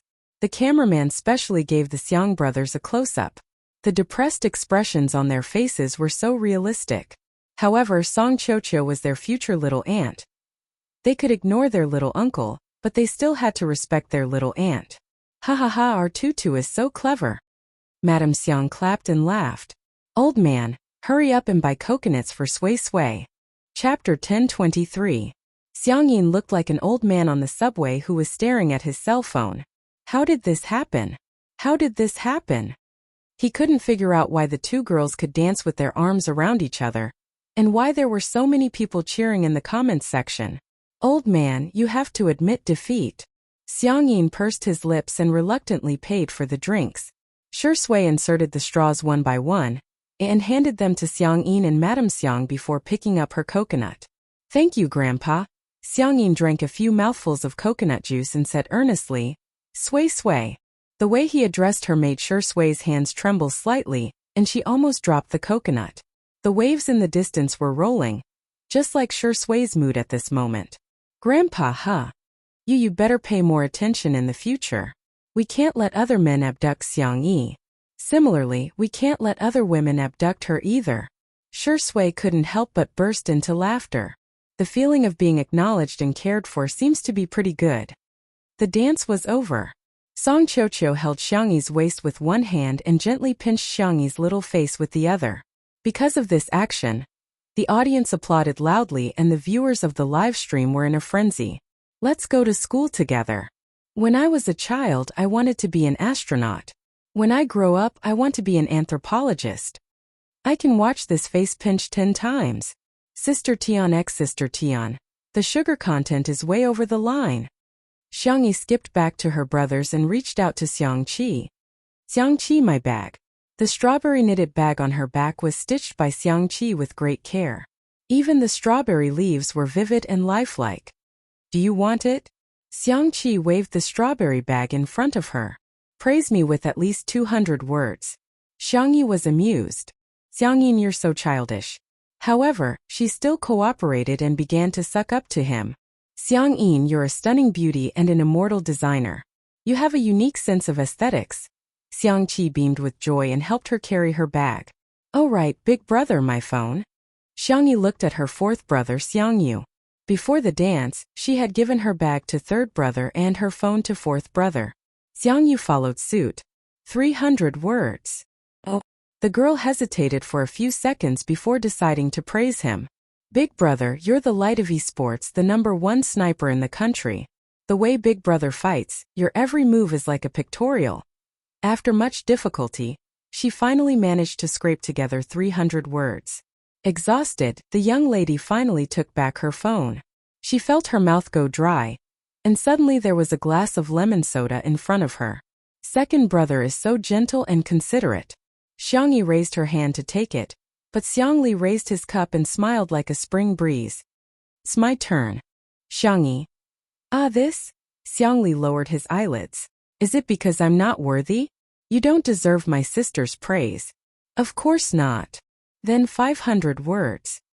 In order to scrape together 500 words, Xiang Yi could be said to have racked her brains and used up all the adjectives she had in her life. Big brother is an amazing genius. His IQ is outstanding, and he's also black-bellied meticulous. After much difficulty, she finally drank the water that her second brother brought over. Suddenly, a deep and cold voice sounded in her ears. What about me? Xiang Yi turned her neck stiffly and met her eldest brother's dark eyes. Big brother, I really can't do it. Heh. He smiled with 3 parts coldness, 3 parts indifference and 4 parts indifference. The little rabbit trembled. I think I can do it again. 800 words. Huh? Don't repeat it with them. Xiang Yi wanted to cry but had no tears. Chapter 1024. The girl had a sullen expression on her face, seemingly on the verge of tears. She looked adorable and was much more amusing than her usual calm demeanor. The netizens laughed out loud. I can't take it anymore. The Xiang family Adonis can change their name to childish primary school students. Ha ha ha. 800 words. The length is equivalent to a college entrance examination essay. Big brother is awesome. It can't be repeated. Ha ha ha. This is too much of a test for our kids' vocabulary. Who can praise her like this? Xiang Yi struggled for more than 10 seconds before an idea struck her, and she began to praise him in English. The netizens were dumbfounded. In addition to words like handsome, self-disciplined, and efficient, the girl also mixed in a bunch of English poems. The netizens were dumbfounded. Ha ha ha, she's so witty. Phew. After finally getting enough words, Xiang Yi heaved a long sigh of relief and carefully asked, Big brother, are you satisfied? If not, I'll think about it again. The corners of Xiang Chen's mouth twitched slightly before returning to a cold and indifferent smile. Barely. Xiang Yi felt as if a heavy burden had been lifted from her shoulders. Her aunt's teasing voice rang in her ears. Little Tutu, what about me? Xiang Yi was speechless. Xiang Feng also joined in the fun. Me too, me too. The little girl's expression could be described as hopeless. The netizens were also laughing uncontrollably. Auntie should have at least 1,000 words, right? I'm dying of laughter. The way the Xiang family interacts with each other is so funny. Xiao Beanbag, doesn't her uncle deserve at least 100 words of praise? The person in front 50 words at most, no more. Ha ha ha, Xiang Feng is at the bottom of the food chain. Auntie. Xiang Yi put her hands together and said coquettishly, Dear auntie, please spare me. The sudden coquettish behavior stunned the countless netizens in front of their screens. Xiang Yi had always given people the impression that she was calm, composed, and had a seriousness that did not match her age. The netizens often neglected the fact that she was still young. Today's coquettish behavior instantly hit the hearts of countless people. This is love. Yes. Not to mention the audience, even Xiangwan couldn't take it. She clutched her heart. Little rabbit, you say that again. Aunt, please spare me. Ah. Xiangwan was extremely excited. Again. Xiang Yi blinked her eyes, and a sweet little dimple appeared on her cheeks. Auntie, I beg you, please. The girl's voice was sweet to begin with, but after she softened her voice and acted coquettishly, she sounded like a squeaky milk ball. She really wanted to poke and pinch her cheeks. Xiangwan took 2 steps back. She couldn't take it anymore. Little rabbit, what do you want? Aunt will buy it for you. Xiang Yi's eyes glinted cunningly. She thought she had finally escaped a calamity, but she didn't expect Xiang Yu to suddenly grab her shoulder. The cool and arrogant esports god said in all seriousness, Little sister, act coquettishly. Xiang Yi. ? Xiang Qi's eyes also lit up. Hurry up. Xiang Yi. Xiang Li pushed his glasses and smiled like a warm breeze in March. Tutu, I want one too. Xiang Yi. She looked at Sangchen for help, begging him to control these indecent brothers. Sangchen adjusted his cufflinks. His temperament was cold and abstinent, like the snow falling from the distant mountains. Wait a minute. I'll record a video. The netizens. Pfft. As expected of the great demon king. Ah. It's bad enough that Big Brother didn't stop them, but he's actually helping them. Boohoo. Chapter 1025. Half an hour later. Xiang Yi was like a child who was being put on a show by her aunts during the spring festival. After she was done acting coquettishly, exhaustion was written all over her face. Little did she know that in the past half an hour, the Spicy Tutu fans had taken countless screenshots and recorded countless short videos. Countless people had experienced the process of going from being a fan of Xiang Yi to a fan of Xiang Yi, and then to a fan of Xiang Yi's boyfriend. Oh my beautiful sister. Who is this cute kid from? No, motherly love is going to change. I really want to transmigrate into Shui and marry Sister E. However, there were also haters in the livestream. Xiang Yi is so pretentious. She's already a grown-up. Can't she speak properly? Yeah, I can't stand it either.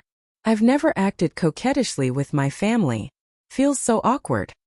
To be honest, if she speaks like that in my house, my father will beat her up. Girls should be more dignified and magnanimous. Being coquettish is too petty. In this regard, the netizens' reaction was a question mark. Are you there? Do you know that the Qing dynasty is long gone? What's wrong with her? She's not acting coquettishly with you guys. She's acting coquettishly with her family, okay? Sorry, my mother said that she doesn't like girls who act coquettishly, but I just showed her the video of Sister Yi acting coquettishly. My mother has already followed Sister Yi's Weibo account, and she even asked me what it means to hit the charts. The 2 groups of people started arguing. The haters had fewer people, but they were good at attacking from tricky angles and were very aggressive. Both sides fell into a war of words for a while. There were even people who went to Shui and posted comments that were even more confusing. You like your girlfriend when she's like this? I thought you had high standards. Spicy Tutu, Sister Shui, and Untimely Seas fans were all furious when they saw such comments. Before they had time to compare the comments, a new post about Shui suddenly appeared on Weibo. Shui V. She has all the looks I like. I like everything about her. Xiang Yi. The haters were speechless. TSK. As an award-winning actor, do you live on Weibo? The speed of the response was too fast. However, the fans were overjoyed. A slap to the face from the government was the most fatal. Lu. Shui did it today. Your friend wife doting demon Sui Z is online. I seriously suspect that Shui surfs 5G every day. Pay close attention to Sister Yi's every move. Some netizens joked and commented. Sister Yi acted coquettishly in front of her 4 brothers. She was just short of acting coquettishly in the arms of her lover. When we go back, we have to let Sister Yi make up for it. A few seconds later, a system notification appeared. Sure Sui liked this Weibo post. The netizen. He imagined Xiangyi's soft and tender body nestled in the arms of a refined, ascetic man, and her delicate and coquettish appearance. How indescribable would that be on this day? Untimely C's fans went crazy. All sorts of immortals and madams were pouring out food, fanfiction, Q-maps, short videos. The couple's fans were cheering with tears in their eyes. At the same time, at the party it was time for the group photo session. The most eye-catching ones were naturally the Xiang family. In order to compete for the spot next to their younger sister, the Xiang brothers went back and forth and engaged in a verbal battle. In the end, Sangchen won one spot with his absolute strength, while Xiang Wan won the other spot by crushing Sangchen. Xiang Qi said in a pained tone, "It's too hard for the 3 of us." Xiang Li and Xiang Yu nodded in agreement. Xiang Feng was speechless. Isn't he human? Chapter 1026. Xiang Feng's expression was so vivid that the netizens started another round of merciless ridicule. Ha ha ha, Xiang Feng is so pitiful. The most transparent and domineering CEO in history. Xiang Feng's grandfather and Madame Xiang despised him, his sister pulled his ear, and his nephew forced him to climb up a tree. I suggest everyone post hashtag Xiang Feng is too hard hashtag on the public chat. Xiang Wan had hired several photographers, and each of them was at the level of a top fashion magazine's photographer. They could even take a group photo with them. The Xiang family was so good-looking that they looked good in all the photos. Everyone had their photos taken individually, and they had also taken a group photo, and so on. Okay. Next is the group photo, Miss Xiang. Why don't you stand in the middle? The netizens also felt that given Xiang Wan's status, she was the most suitable person to stand in the center. Out of everyone's expectations, Xiang Wan flipped her curly hair. She had always been sharp-tongued, but today, her tone was exceptionally gentle. Xiang Yi should be the one standing in the middle. That had always been a tradition of the Xiang family. The Xiang family would take a family photo every year. For the past 2 years, Xiangyi had been standing behind Xiang Feng's grandfather, Madame Xiang. When Xiangyi was a child, Xiang Feng's grandfather, Madame Xiang, would hold her in his arms for the photo. The photographer was secretly surprised, but he remained calm on the surface. Let's get started then. Let's take a traditional photo first and then a more interesting one later, okay? The shutters clicked, and the netizens in front of the screen were also frantically taking screenshots. The screen was filled with good-looking men and women, who were comparable to the top celebrities in the entertainment industry. The fans who were obsessed with good looks were about to faint. Every frame could be used as the cover of a magazine. In particular, Xiangyi, who was in the middle of the crowd, was young, but her facial features were gradually maturing, and she vaguely had the aura of a great beauty. This family is so good-looking. Xiang Feng's grandfather, Madame Xiang, was also super good-looking. Yes, Sister Yi's parents are probably very good-looking too. Damn, don't look at their photos. Someone on the live stream claims to be Xiangyi's parents. The news was so shocking that countless netizens immediately downloaded the Ocean Live app. The account Father E and Mother E was ranked first on the number of viewers. Although they were new streamers, the 2 of them already had more than 1 million fans. The number of viewers in their live broadcast room had also reached a terrifying number of millions. The netizens clicked on it out of curiosity and were shocked. This middle-aged couple looked 70% similar to Xiangyi. What was going on? Could they really be Sister Yi's parents? The 2 of them chatted casually with the netizens. When they saw more and more people in the live broadcast room, they suddenly cleared their throats. Today we're doing this live stream mainly to expose one thing.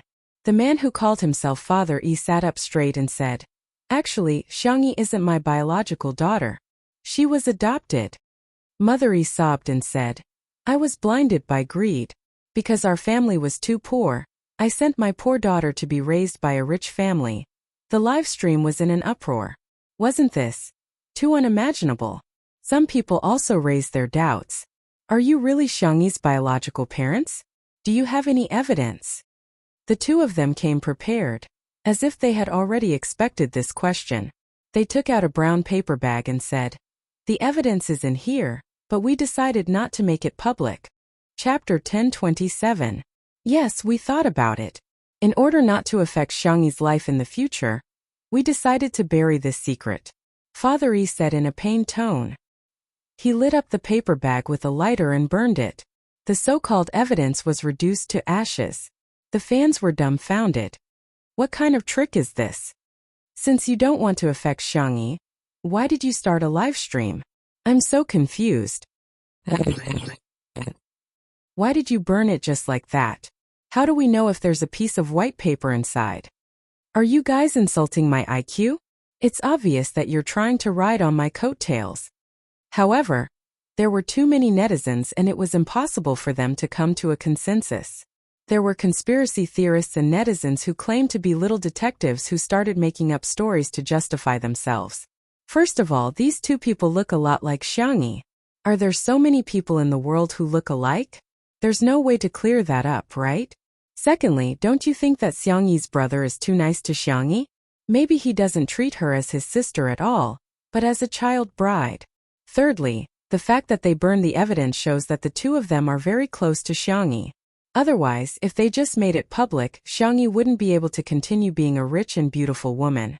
Lastly, I want to say that Xiangyi is probably from a wealthy family just by looking at her face. There's no way she's destined to be rich and powerful, everyone. Welcome to plus XXXX fortune telling for only 200 yuan. Some radical netizens even felt that they had been deceived by Xiangyi and went to Xiangyi's Weibo and livestream to denounce her. There were also people who frantically tagged the director in charge of today's livestream and asked him to interview Xiangyi. After watching the middle-aged couple's livestream, the director was speechless. How can anyone believe such clumsy acting skills? Asking Sister E to clarify things would be an insult to Sister E. He told the staff, "There's no need for that, the innocent will know." A few nosy socialites quickly surrounded Xiangyi when she went to the buffet area. "Sister E, sorry to disturb you, but we have a question for you," Xiangyi said good-naturedly. What happened?" "Well, did you watch the live broadcast?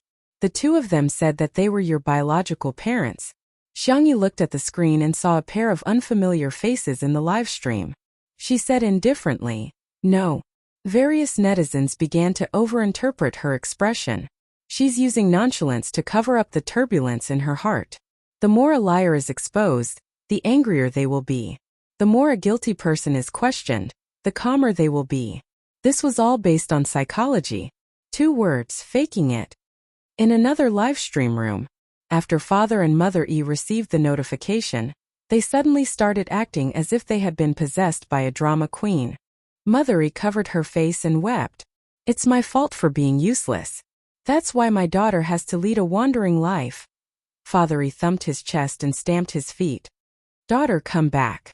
I can't give you riches and glory, but I can still provide you with 3 meals a day.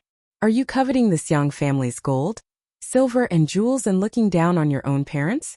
You don't want to provide for the two of us when we're old? Daughter, you're being unfilial." The two of them cried and acted well. Some netizens who had poor judgment believed them, especially the middle-aged and elderly netizens who were sensitive to the topic of unfilial piety. They were so affected that their eyes turned red. In the buffet area, Xiang Feng, who was stuffing macarons into his mouth, turned around and cursed. "What the hell? How dare you slander our little bunny? You're trying to kill her." Xiangyi, who didn't take it seriously at all, was distracted by the menu for dinner. "Shrimp? It tastes better with steamed eggs." The socialites were dumbfounded. Chapter 10:28. Xiang Feng was stunned for a moment and was led astray by Xiangyi's train of thought. "Actually, pig's heart tastes good too. Pig's heart soup is always divine." The socialites. "Come on. Why are you two talking about food?" In the live stream, I spat a mouthful of water onto the screen. I realized that Uncle Xiang really has a gift for being a comedian. He's so funny. Little muddle-headed Xiang Yi is so cute. "Come on, Mommy will cook shrimp and steamed eggs for you." One of the socialites deliberated over her words and said carefully, Sister E, are these two trying to gain popularity? Someone else said. Ah, the innocent knows they're innocent. Why bother arguing with such people? People these days are really shameless for the sake of traffic and popularity. Xiangyi nodded slightly. Thank you for the reminder. I'll deal with it as soon as possible. At this moment, the two people who were live streaming were crying even harder. Mothery said, "Oh God, how did I give birth to such a heartless daughter? You've enjoyed all the glory, wealth, success and fame, but you don't even acknowledge your biological parents." Father E patted her on the shoulder. It's okay, we'll just pretend that we never had this daughter. The rational netizens felt that there were many loopholes and suggested that the two of them produce evidence. Their eyes flickered, revealing a trace of guilt. They weren't Xiangyi's biological parents. They were just two extras hired by the marketing department of Dehai Livestream. The reason why they spared no effort in acting was that Dehai Livestream had promised them a house and 100,000 yuan in cash as long as they put on such a show. In just a short while, the number of downloads of the Dehai Livestream app soared, and successfully took away the traffic of Xingchen Livestream. Seeing the two of them stammering and not saying anything for a long time, more and more netizens became suspicious. I keep feeling that there's something fishy. There's no evidence, and they even burn the so-called evidence. Whoever believes them is an idiot. Even if they're her biological parents, the disgusting ones aren't Sister E, but this couple.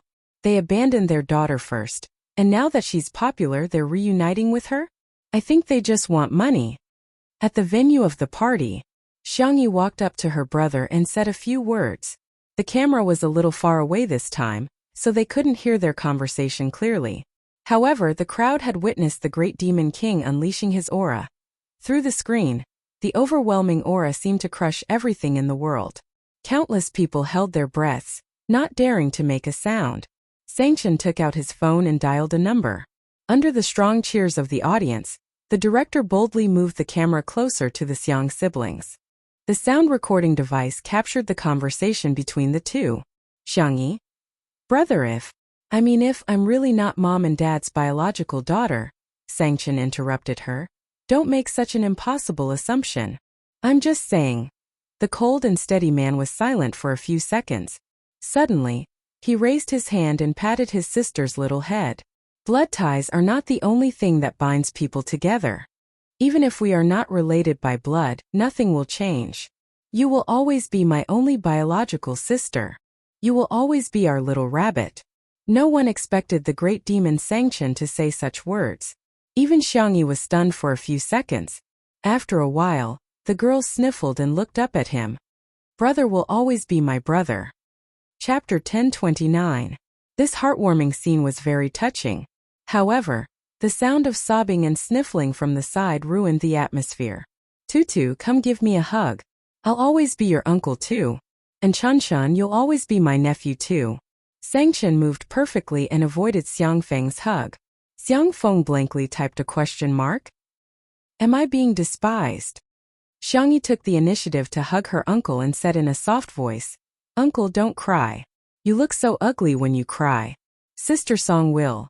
Xiangyi paused and hesitated to speak. Xiangfeng was so touched that he cried. Tutu is still the best. You must be worried that Song will feel sorry for me. She's really my sweetheart. No. I'm just afraid that Sister Song will laugh too loudly when she sees you crying. Xiangfeng was speechless. Thinking of how he was trapped in a tree when he was a child and Song Qiuqiu laughed hysterically with his hands on his waist, Xiangfeng felt terrible. Xiangfeng storm cry. After comparing the two live streams, most netizens came to their senses. At first glance it was just a farce. However, there were also a small number of stubborn netizens who believed the words of Father E and Mother E. As public figures, shouldn't filial piety be the top priority? Giving birth to a child is better than giving birth to a child. Parents giving their child life is the greatest kindness. The child must repay the kindness. I don't believe there are parents in this world who don't love their children. On the contrary, children don't know how to repay their parents. Be filial to your parents. Especially Xiangyi, she's a negative example. On the internet, information often spread quickly. Many people had forgotten that what they could see was often what others wanted them to see. He didn't even know that he was being used as a tool. On the live stream, Father E and Mother E acted for a while, repeating the same lines over and over again. The netizens began to get tired of the aesthetic. Are there any more new melons? No more. The marketing department of Ocean Livestream was already prepared. They made a gesture, and the middle-aged woman who played Mother E understood. She wiped away her tears and said in a tone of despair, "Actually, I have chronic kidney failure, also known as uremia. I need a kidney transplant. The doctor said that the compatibility between family members is the highest, but I've looked around and found no suitable one. Now my only hope is my daughter." This melodramatic plot immediately attracted the attention of many people. Her biological mother needed a kidney transplant. As her biological daughter, shouldn't she donate a kidney? This instantly became the topic of debate among the netizens in the live stream. Mother E was secretly overjoyed. According to the script, the live stream was about to end at this point. Soon, she and her husband would be able to receive the reward for the live broadcast in the ocean. The next second, in the live broadcast room, a few lines of yellow text suddenly appeared. That was the special effect when gifting gifts, but it was used as a notification. Our company has accepted Madame Xiangyi's request and will file a lawsuit against the relevant personnel who slandered Madame Xiangyi. According to our country's laws, those who slander others and the circumstances are serious will be sentenced to imprisonment of not more than 3 years, criminal detention, public surveillance, or deprivation of political rights. Above. When Father E and Mother E saw this message, they were dumbfounded. Why are you suing us? Father E couldn't sit still anymore. He stood up abruptly and said, "The contract didn't say anything about this." The staff wanted to stop them, but it was too late. Mother E immediately threw a tantrum. "Then we're not acting anymore. Is there anyone like you? There's no justice in this." Chapter 10:30. Whoosh. The staff of Ocean Livestream hurriedly cut off the live stream. The live stream went dark, but the netizens' comments exploded. Acting? Contract? Who did they sign the contract with? Is it Ocean Livestream? Hey! I originally thought this drama was boring, but now I'm not sleepy anymore. A senior executive of Ocean Livestream called and yelled. Who turned off the live stream? I'm asking who turned off the live stream. What's the difference between this and a guilty conscience? The staff member said weakly, "Then we're thieves." The senior executive was speechless. Hurry up and get out of here. Ocean Livestream's original plan was to hire the 2 extras to act, and after attracting popularity and downloads, they would get rid of them, claiming that everything was directed by the 2 of them and had nothing to do with Ocean Livestream. As for the house and money that they had promised, of course they couldn't fulfill that promise. However, they never expected that the lawyer would come directly to the livestream to inform them of the news. What was even more unexpected was that the 2 actors had betrayed them and betrayed them. Ocean Livestream fell into chaos, and the major departments hurriedly held meetings to discuss how to deal with public relations. Unfortunately, their public relations were far slower than the speed of the netizens gossiping. At this moment, public opinion actually backfired. I'm laughing my head off. This should be the funniest scene in the industry. Ocean Livestream, don't show your face. It's already been uninstalled. There are thousands of livestream apps. If one doesn't work, let's switch to a smile. I'm so angry. The elders at home believed it and even wiped their tears, but it turned out to be a scam. I'll never use any of Ocean Livestream's products again. The netizens' anger towards the 2 scammers and Ocean Livestream all turned into pity and love for Xiangyi. Everyone flocked to the livestream of the party. Some sent gifts, some left messages to comfort her, and most silently supported her with their actions. Those who didn't have the Xingchen Livestream app went to download one. Hence, something happened that made Ocean Livestream vomit blood. The number of downloads they had attracted was less than the number of downloads after the incident. On the other hand, the number of downloads of Xingchen Livestream skyrocketed, leaving Ocean Livestream in the dust. The technical department of Xingchen Livestream even posted an emoji on Weibo. Salted fish winning. Their hatred had been raised to the max. It also attracted a lot of praise from the netizens. Coincidentally, it was time for a group photo at the party. Xiang Wan had never participated in any photo shoots, and Xiangyi was nowhere to be found. The socialites were fighting for the center position, and they were all fighting each other. This kind of large-scale palace scheming scene, the audience watched with relish. However, the fans were worried. Where did Sister Yi go? Xiang family cemetery. The breeze blew the daisies on the ground, and the tea in the celadone cup rippled. Xiangyi had changed into casual clothes, a white sweater and black jeans, simple and clean. She poured her parents' favorite tea on the empty space in front of the grave. The surroundings were very quiet. Other than the occasional chirping of birds, there was no other sound. The girl's slender, white and soft fingers brushed past the black and white photo on the tombstone. Dad, Mom, are you guys doing well in the sky? Xiangyi clearly knew that there was no such thing as a soul in the world she lived in. However, he stubbornly believed that people would become stars after they died. I miss you guys a little. The girl's soft voice dissipated in the wind. Don't worry, it's only a little. Chapter 1031. The wind gently caressed the leaves, making a rustling sound as if it was responding gently. Xiangyi rubbed her sore eyes. The corners of her eyes were red, but she didn't shed a single tear. She remembered that every time she cried when she was young, her parents would be sad. Suddenly, a warm hand appeared on the top of her head, gently and slowly rubbing her hair.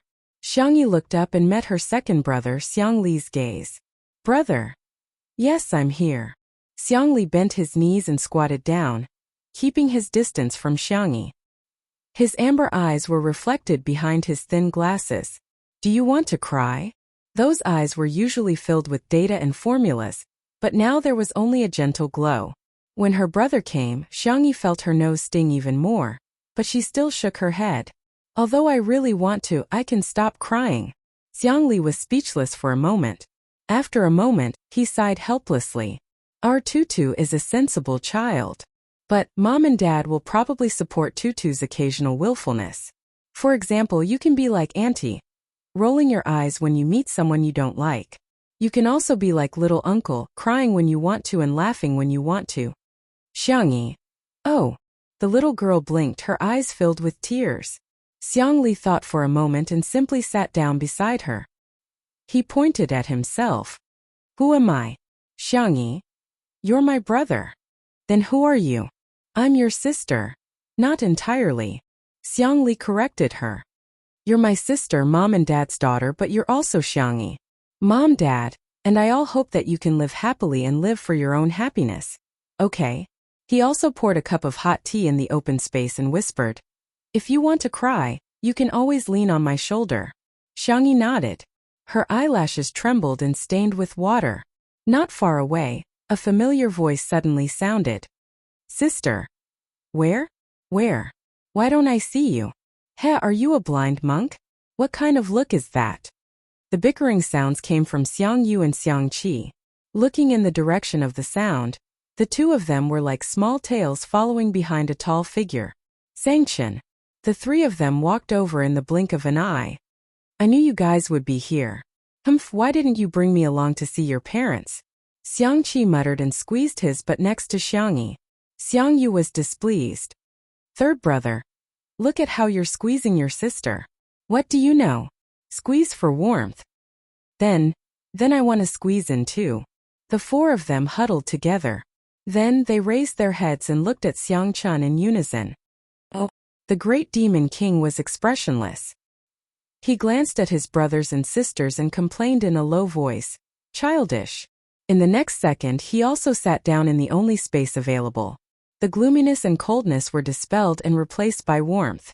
It really does seem quite warm, Xiangyi said in a low voice. It's just a little crowded. Luckily, little uncle and auntie aren't here.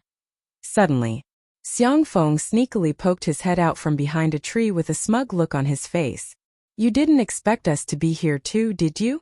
Xiang Wan, on the other hand, looked proud and arrogant. She crossed her arms and said, We didn't follow the little bunny here. Xiang Feng wanted to squeeze in, but Xiang Wan grabbed him by the collar. Please act like an elder. If I don't beat you up for an hour, you won't know that I'm skilled in both the pen and the sword, right? A second ago, she was scolding Xiang Feng. In the next second, Xiang Wan's tone changed into a spring breeze. Little Tutu, cry if you want. There are so many of us here. We'll all help you catch your tears. Chapter 1032. The corners of the Xiang brothers' mouths twitched. As soon as Auntie opened her mouth, it was as if she was an old couple. Xiang Feng, on the other hand, was confused. Why did she always pull his ear whenever she didn't like it? Little Xiangyi couldn't even bear to scold him, let alone pull his ear. Xiangyi laughed at Auntie's coaxing, and small dimples appeared on her cheeks. I won't cry anymore. She had been holding it in before, but now she was sincere. Because she had the best family in the world. Seeing the little girl smile through her tears, Xiangwan breathed a sigh of relief. She was almost about to perform the traditional act of violently beating up Xiang Feng to coax the little rabbit. Since you're here, you guys talk to Mom and Dad. I'll take Feng Feng to the orchard in front to see if the dates are ripe. Xiang Feng instinctively trembled. Sis, why don't you go alone? I also have a lot to say to Big Brother and Big Sister. Xiang Wan shot him a glare, and Xiang Feng immediately changed his words. 1,000 words, but they don't need to be said. Accompanying Big Sister is the most important thing. The silhouettes of the siblings gradually disappeared into the distance. The Xiang siblings were silent for a while. Xiang Yu took off his cap, revealing his handsome face. I'll go first. He took a deep breath, then slowly exhaled. He repeated it several times, then said in a low voice. Mom and Dad, when I was young, you always encouraged me when I played games. Now that I've made some achievements in esports, I'll work harder in the future. I'll also take good care of little sister. I swear in the name of Big Brother. With that, he turned his face away. His eyes were red under his thick eyelashes.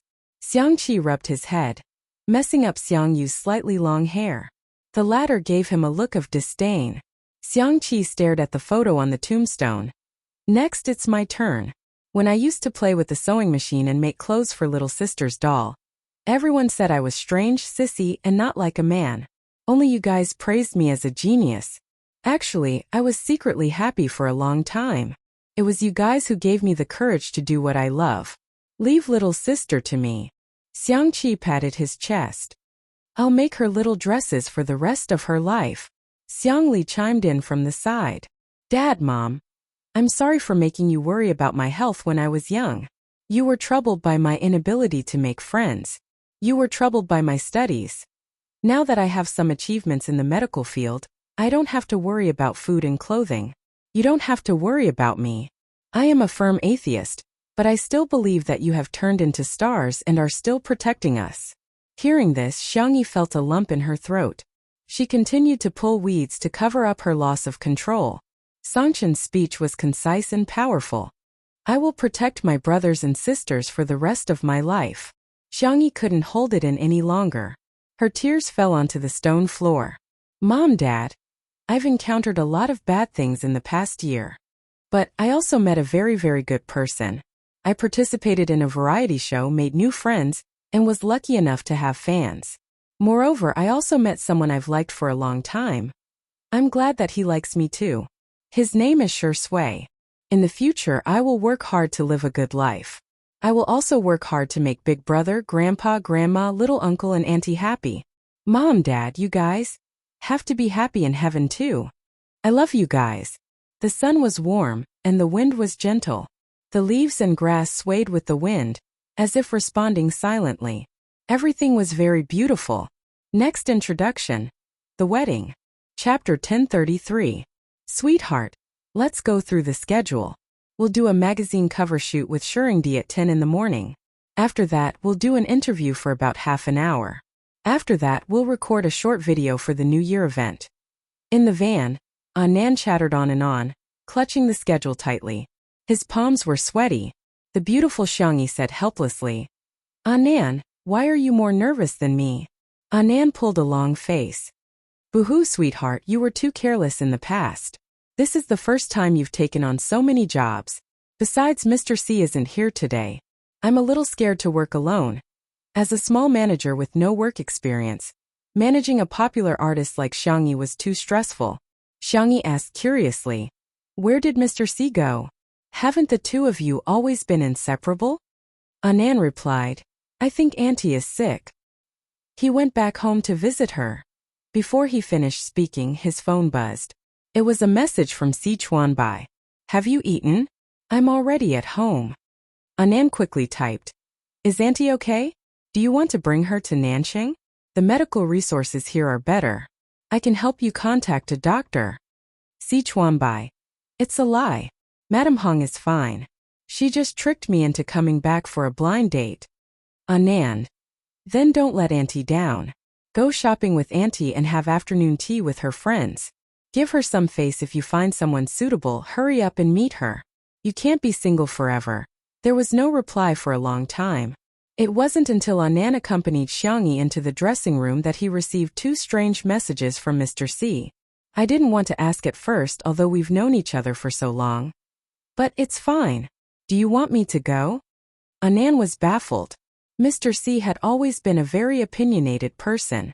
He was highly efficient and made decisions swiftly and decisively. He was completely different from a procrastinator like him. Why would he come to ask for his opinion? Could it be that a ruthless work machine would be at a loss when faced with relationship problems? Anan pressed the voice button and said, Mr. C, I think you should muster up your courage and challenge yourself.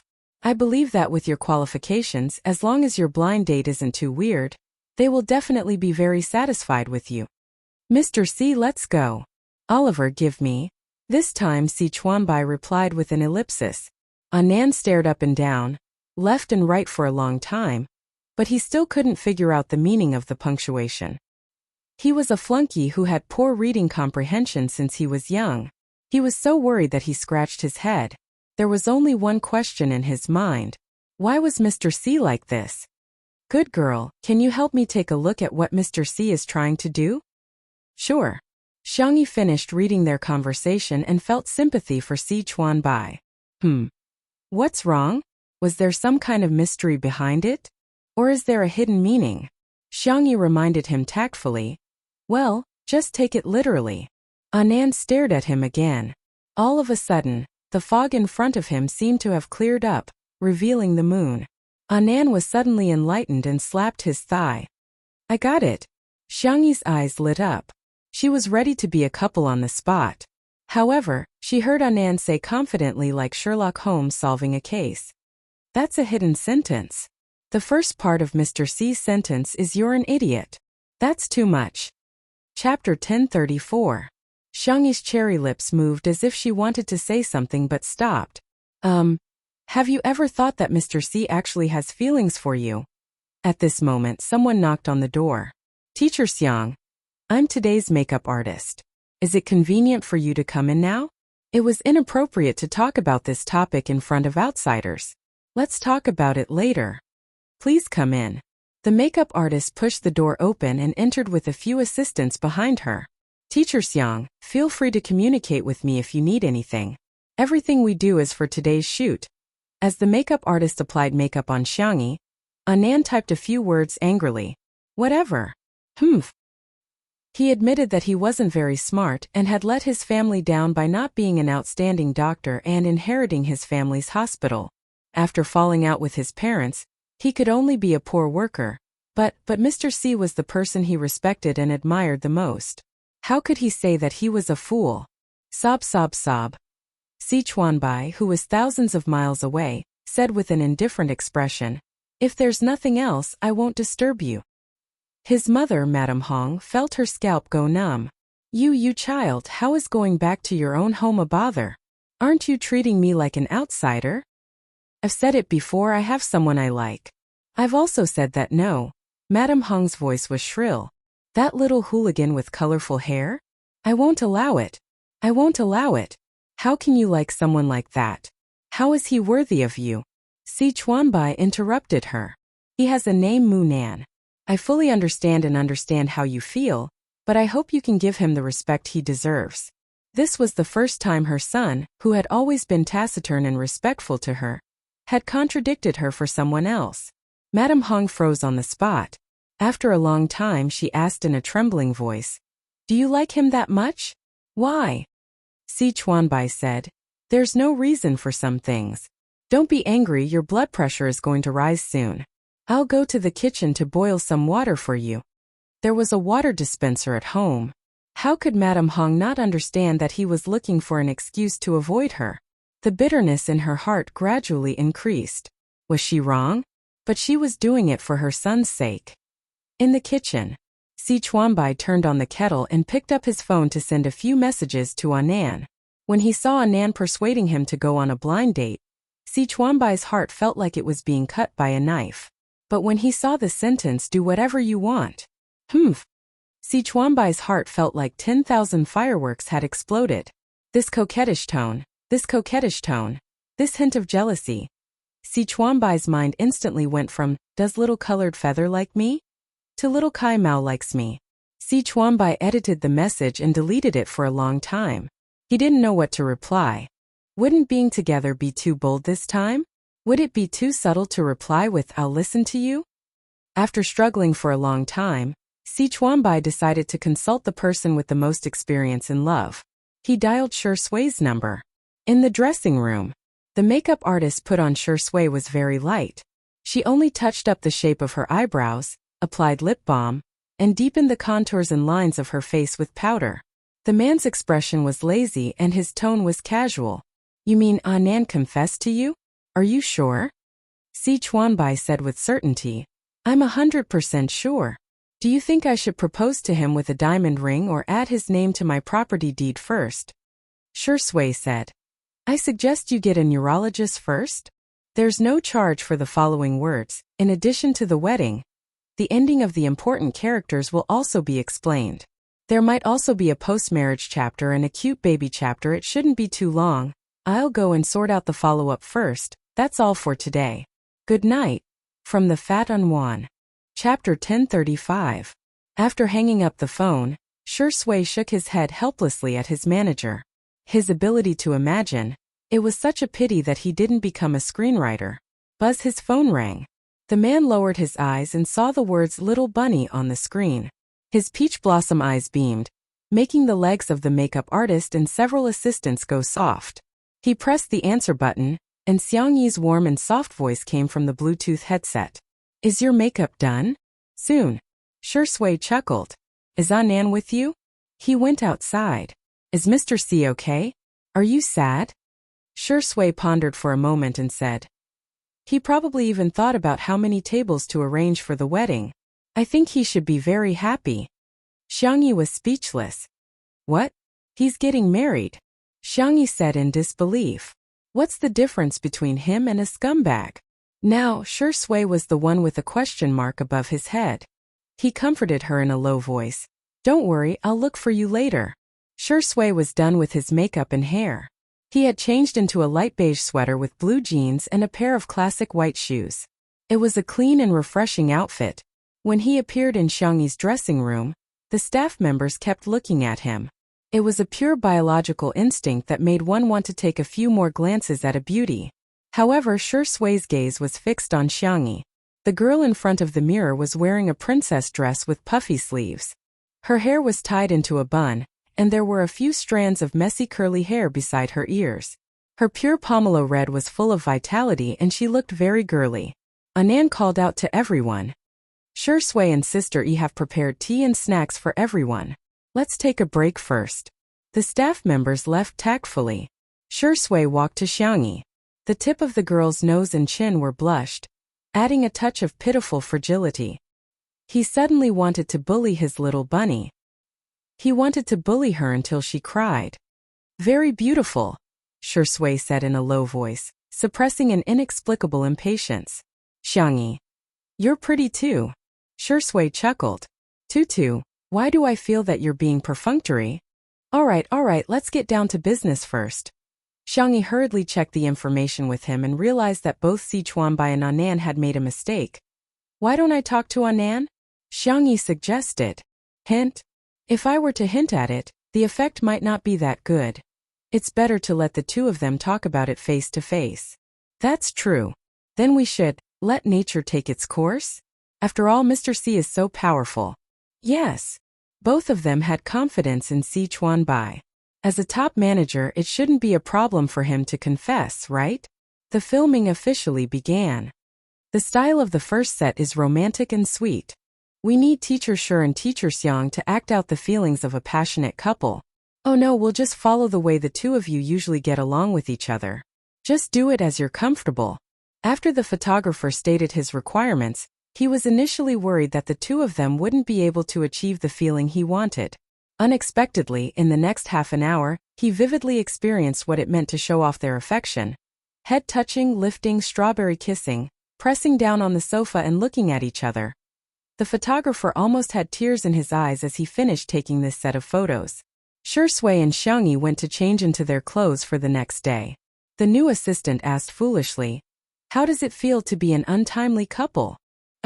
I'm full. Chapter 1036. On the same day, the magazine's official Weibo account released a set of behind-the-scenes photos from the shoot. Although it wasn't as shocking as the photos, the excited fans still pushed the post to the top of the trending list. The first 3 photos were of the romantic and sweet style of the first set, which had tormented countless single people. The middle 3 photos were of the dark and cool style, in which Shui and Xiangyi were like walking clothes hangers, exuding an extraordinary sense of fashion in their branded clothes. The most surprising and the one that made the fans go crazy was the last set of photos. Xiangyi usually gave people the impression of a gentle and cute national girl, and the clothes she wore were mainly light-colored. However, in this set of photos, the girl was wearing a long black dress, which was a rare sight. Her eyeliner was slightly elongated, and her lips were a bright red color. On the retro and gorgeous sofa, Xiangyi was crossing her long legs. The red soles of her black suede high heels were exposed, which was seductive and soul-stirring. Shui was also different from his usual calm and abstinent self. His white satin shirt was exquisite, but the collar was torn open, revealing the black choker necklace on his collarbone, which made his skin look even fairer and his Adam's apple look even smoother and clearer. He was sitting on the wool carpet, looking clean and delicate. His hair was styled into disposable curls, and he looked like a little prince who had been sent to a foreign country as a hostage. This set of photos of Queen X's little prince instantly went viral on various social media platforms. I want to see this. I'll definitely buy this issue of the magazine. Xiangyi's lips are simply the color of a queen's coronation. Her aura is so strong. I've already been subdued by this beautiful girl's dress. Shui is such a contrast. No wonder he's a monster who won the Best Actor award. He doesn't feel out of place at all when he acts as a little puppy. I feel like locking him in a small dark room. I'm so perverted. You're not alone in the small dark room. I've already prepared a dog head for him in my basement. I'm the director of Nanjing Mental Hospital. Hello to you guys. Ha ha ha ha. I'm going to die of laughter in the comments section sooner or later. Shui and Xiangyi were both trending topics. Just the cover of the photos had already made it to several trending topics.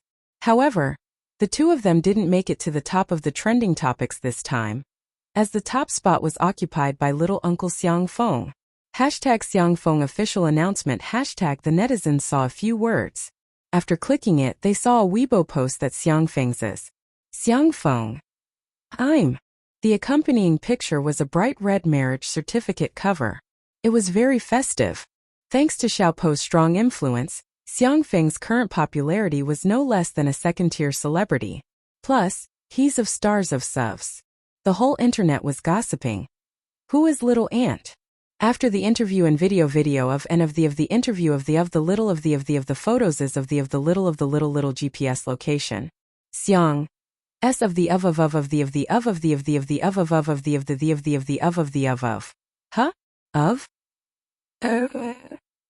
Of our little uncle and sister song so efficient?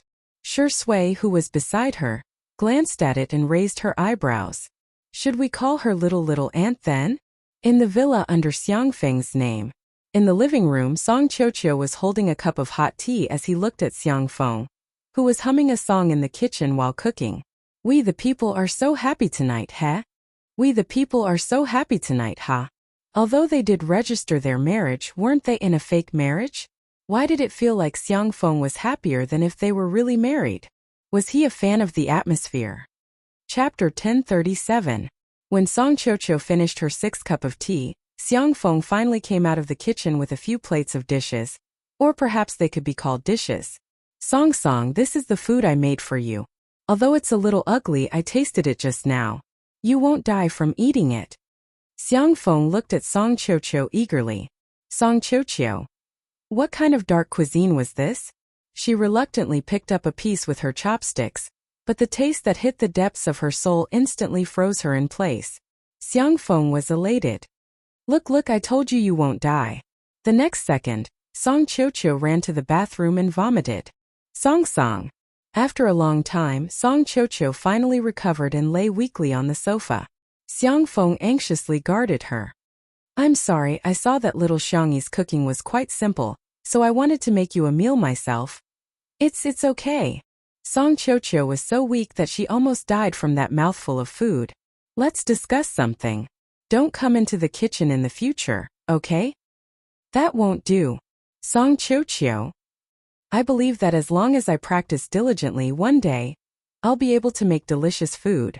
Song Qiuqiu was about to cry. Then you should eat more. In Xiang Feng's eyes, Song Qiuqiu was looking at him with affectionate eyes, teary eyes, and secretly flirting with him.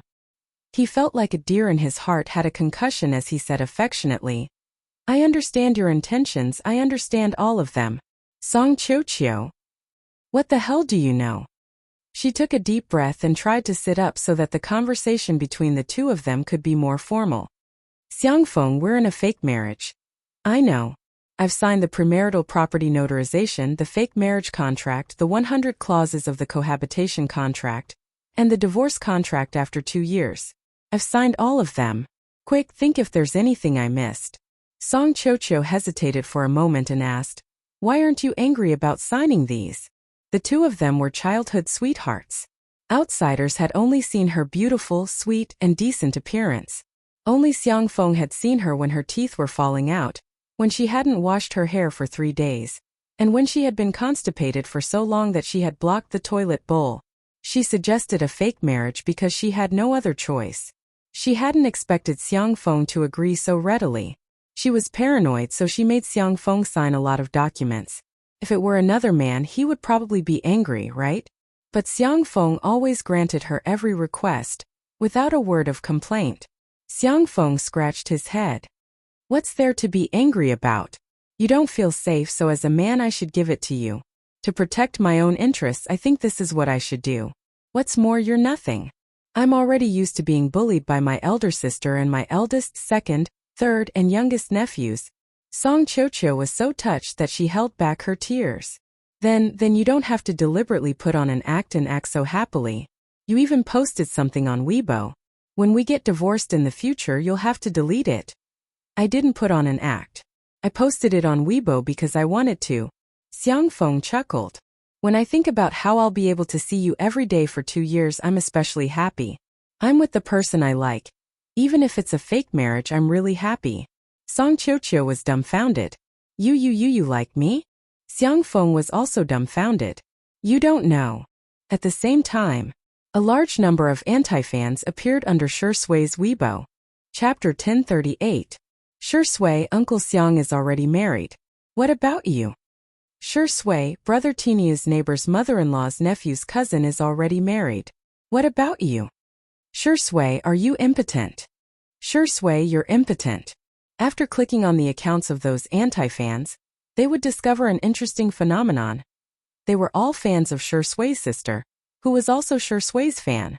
Countless netizens came to watch the show, and they were simply laughing their heads off in the comments section. Shi Sui's sister was definitely the most anti-fan in the industry. One fan is better than 10 anti-fans. Indeed, it's true. At the same time, the fans of the couple were also worried sick. Is untimely couple getting married today? No. As long as they don't get married, they're still one step away from attaining a positive outcome. Hence, in the comments section, it was like a large-scale wedding urging. I'm from the Civil Affairs Bureau, I came here myself. I'm willing to be a vegetarian for the rest of my life. I just hope that untimely couple will get married on the spot. He's asking for a marriage proposal with his own blood. It'd be best if the wedding is broadcasted live. However, regardless of whether it was urging them to get married, criticizing them, or making fun of them, they all ended up in the same place. They vividly demonstrated that humans were essentially repeaters. Sure Sui is impotent. After the popularity of hashtag Xiangyi's official announcement hashtag, those familiar words made it to the top of the hot search list again. When Si Chuanbai, who was in his hometown, saw the hot search list, the corners of his mouth twitched. Not only did he not bother to do public relations, he even sent Sure Sui a voice message. You've seen the hot search list, haven't you? Why don't you save the money you earned from removing the hot search list and buy some nourishing ingredients and herbs for you? In response, Sure Sui replied with a smiley emoji. Even Xiangyi, who was in the bathroom, received a call from Xiangyi's grandfather. Little Tutu, don't air your dirty laundry in public. Sure Sui isn't feeling well and you can't treat him. Tell Grandpa. Xiangyi felt as if she had fallen into the clouds. How is he feeling unwell? He's clearly very healthy. I get it. He's hiding it from you, right? The Prime Minister's tone was pained. Don't worry, Grandpa isn't such an unenlightened person. I'll find a nationally renowned andrologist for a consultation. I'll definitely cure Sui's illness. Xiangyi. She seemed to have thought of something and hurriedly took a look at the hot search list. She explained for a long time, not knowing whether to laugh or cry.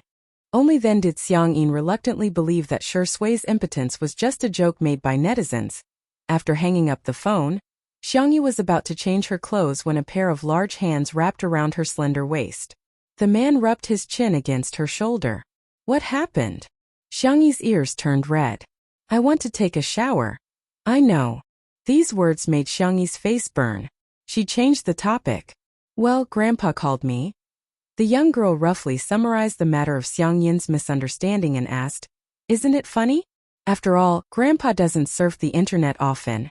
Sure Sui fiddled with her soft hair, and his handsome face was glazed by the lights in the bathroom, making him look like a refined scum. Is it funny? Of course. Before she could finish her sentence, her lips were slightly warm. Xiangyi was stunned for a few seconds. Don't you think it's funny? It was another warm kiss. Xiangyi didn't know what was going on. It's just very funny. This time, she was carried to the sink where her back was pressed against the mirror. Xiangyi finally realized the danger. The man was smiling and she could feel his breath on her face. Don't you know best whether I can do it or not? Huh? He enunciated each word clearly and raised his voice at the end. Little Rabbit. Chapter 1039. The next day. By the time Xiangyi woke up, it was already past 10 in the morning. She rubbed her eyes sleepily, turned over lazily, and saw Sure Sui by the window.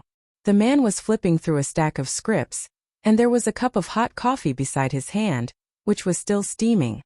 His white shirt was buttoned up to the top, and he looked refined and restrained. Little did she know that under the white shirt was the mark she had left on his slender neck last night. Thinking of some absurd and messy memories, Xiangyi raised her hand and pulled the quilt up, trying to cover her head.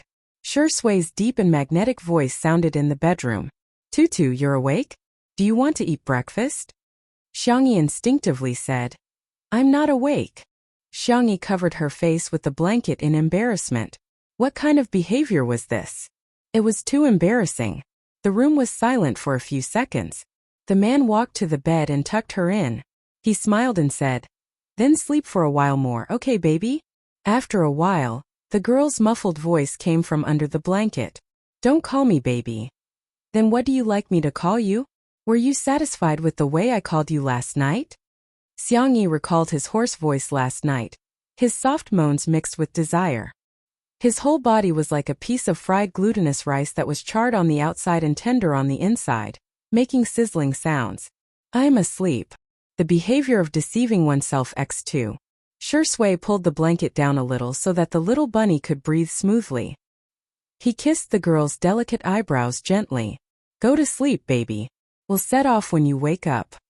On the internet. When the netizens woke up, they realized that the trending topic had finally changed from hashtag Sure Sui can't hashtag to a new topic.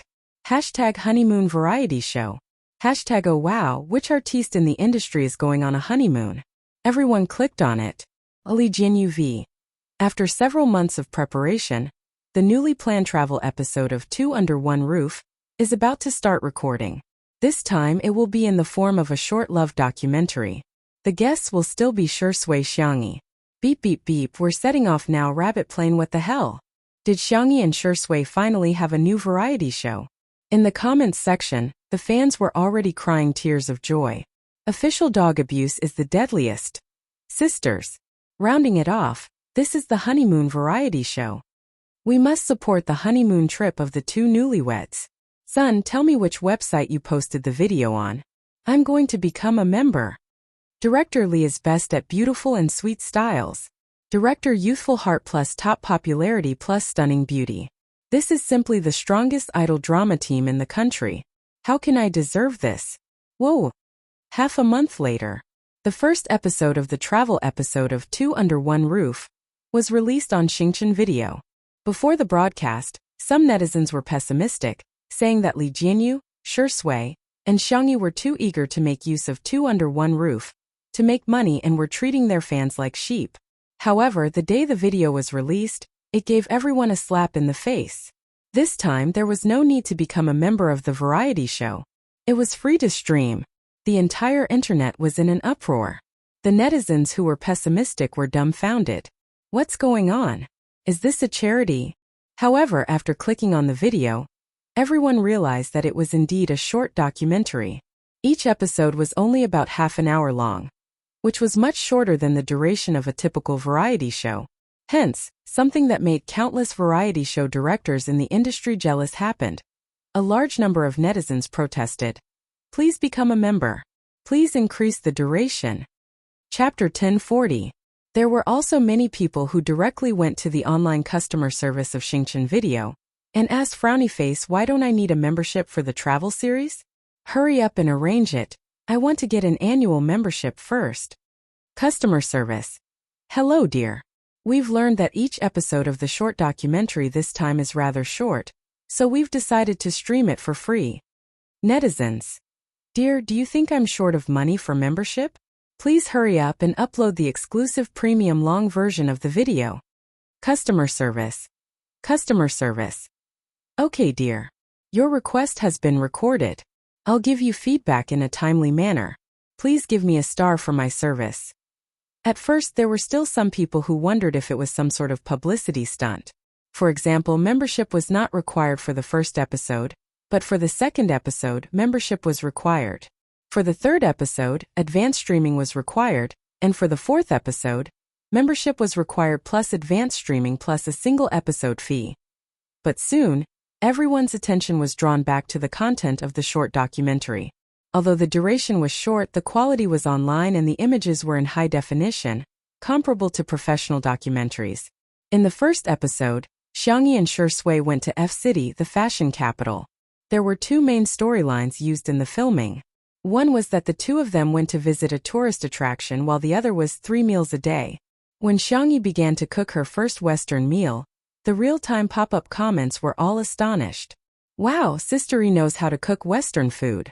I thought Xiangyi only knew how to cook Chinese food. I didn't expect her to be so good at Western food too. I'm impressed. Truffles, snails, caviar, lobster steak, foie gras. Travel expenses are nothing.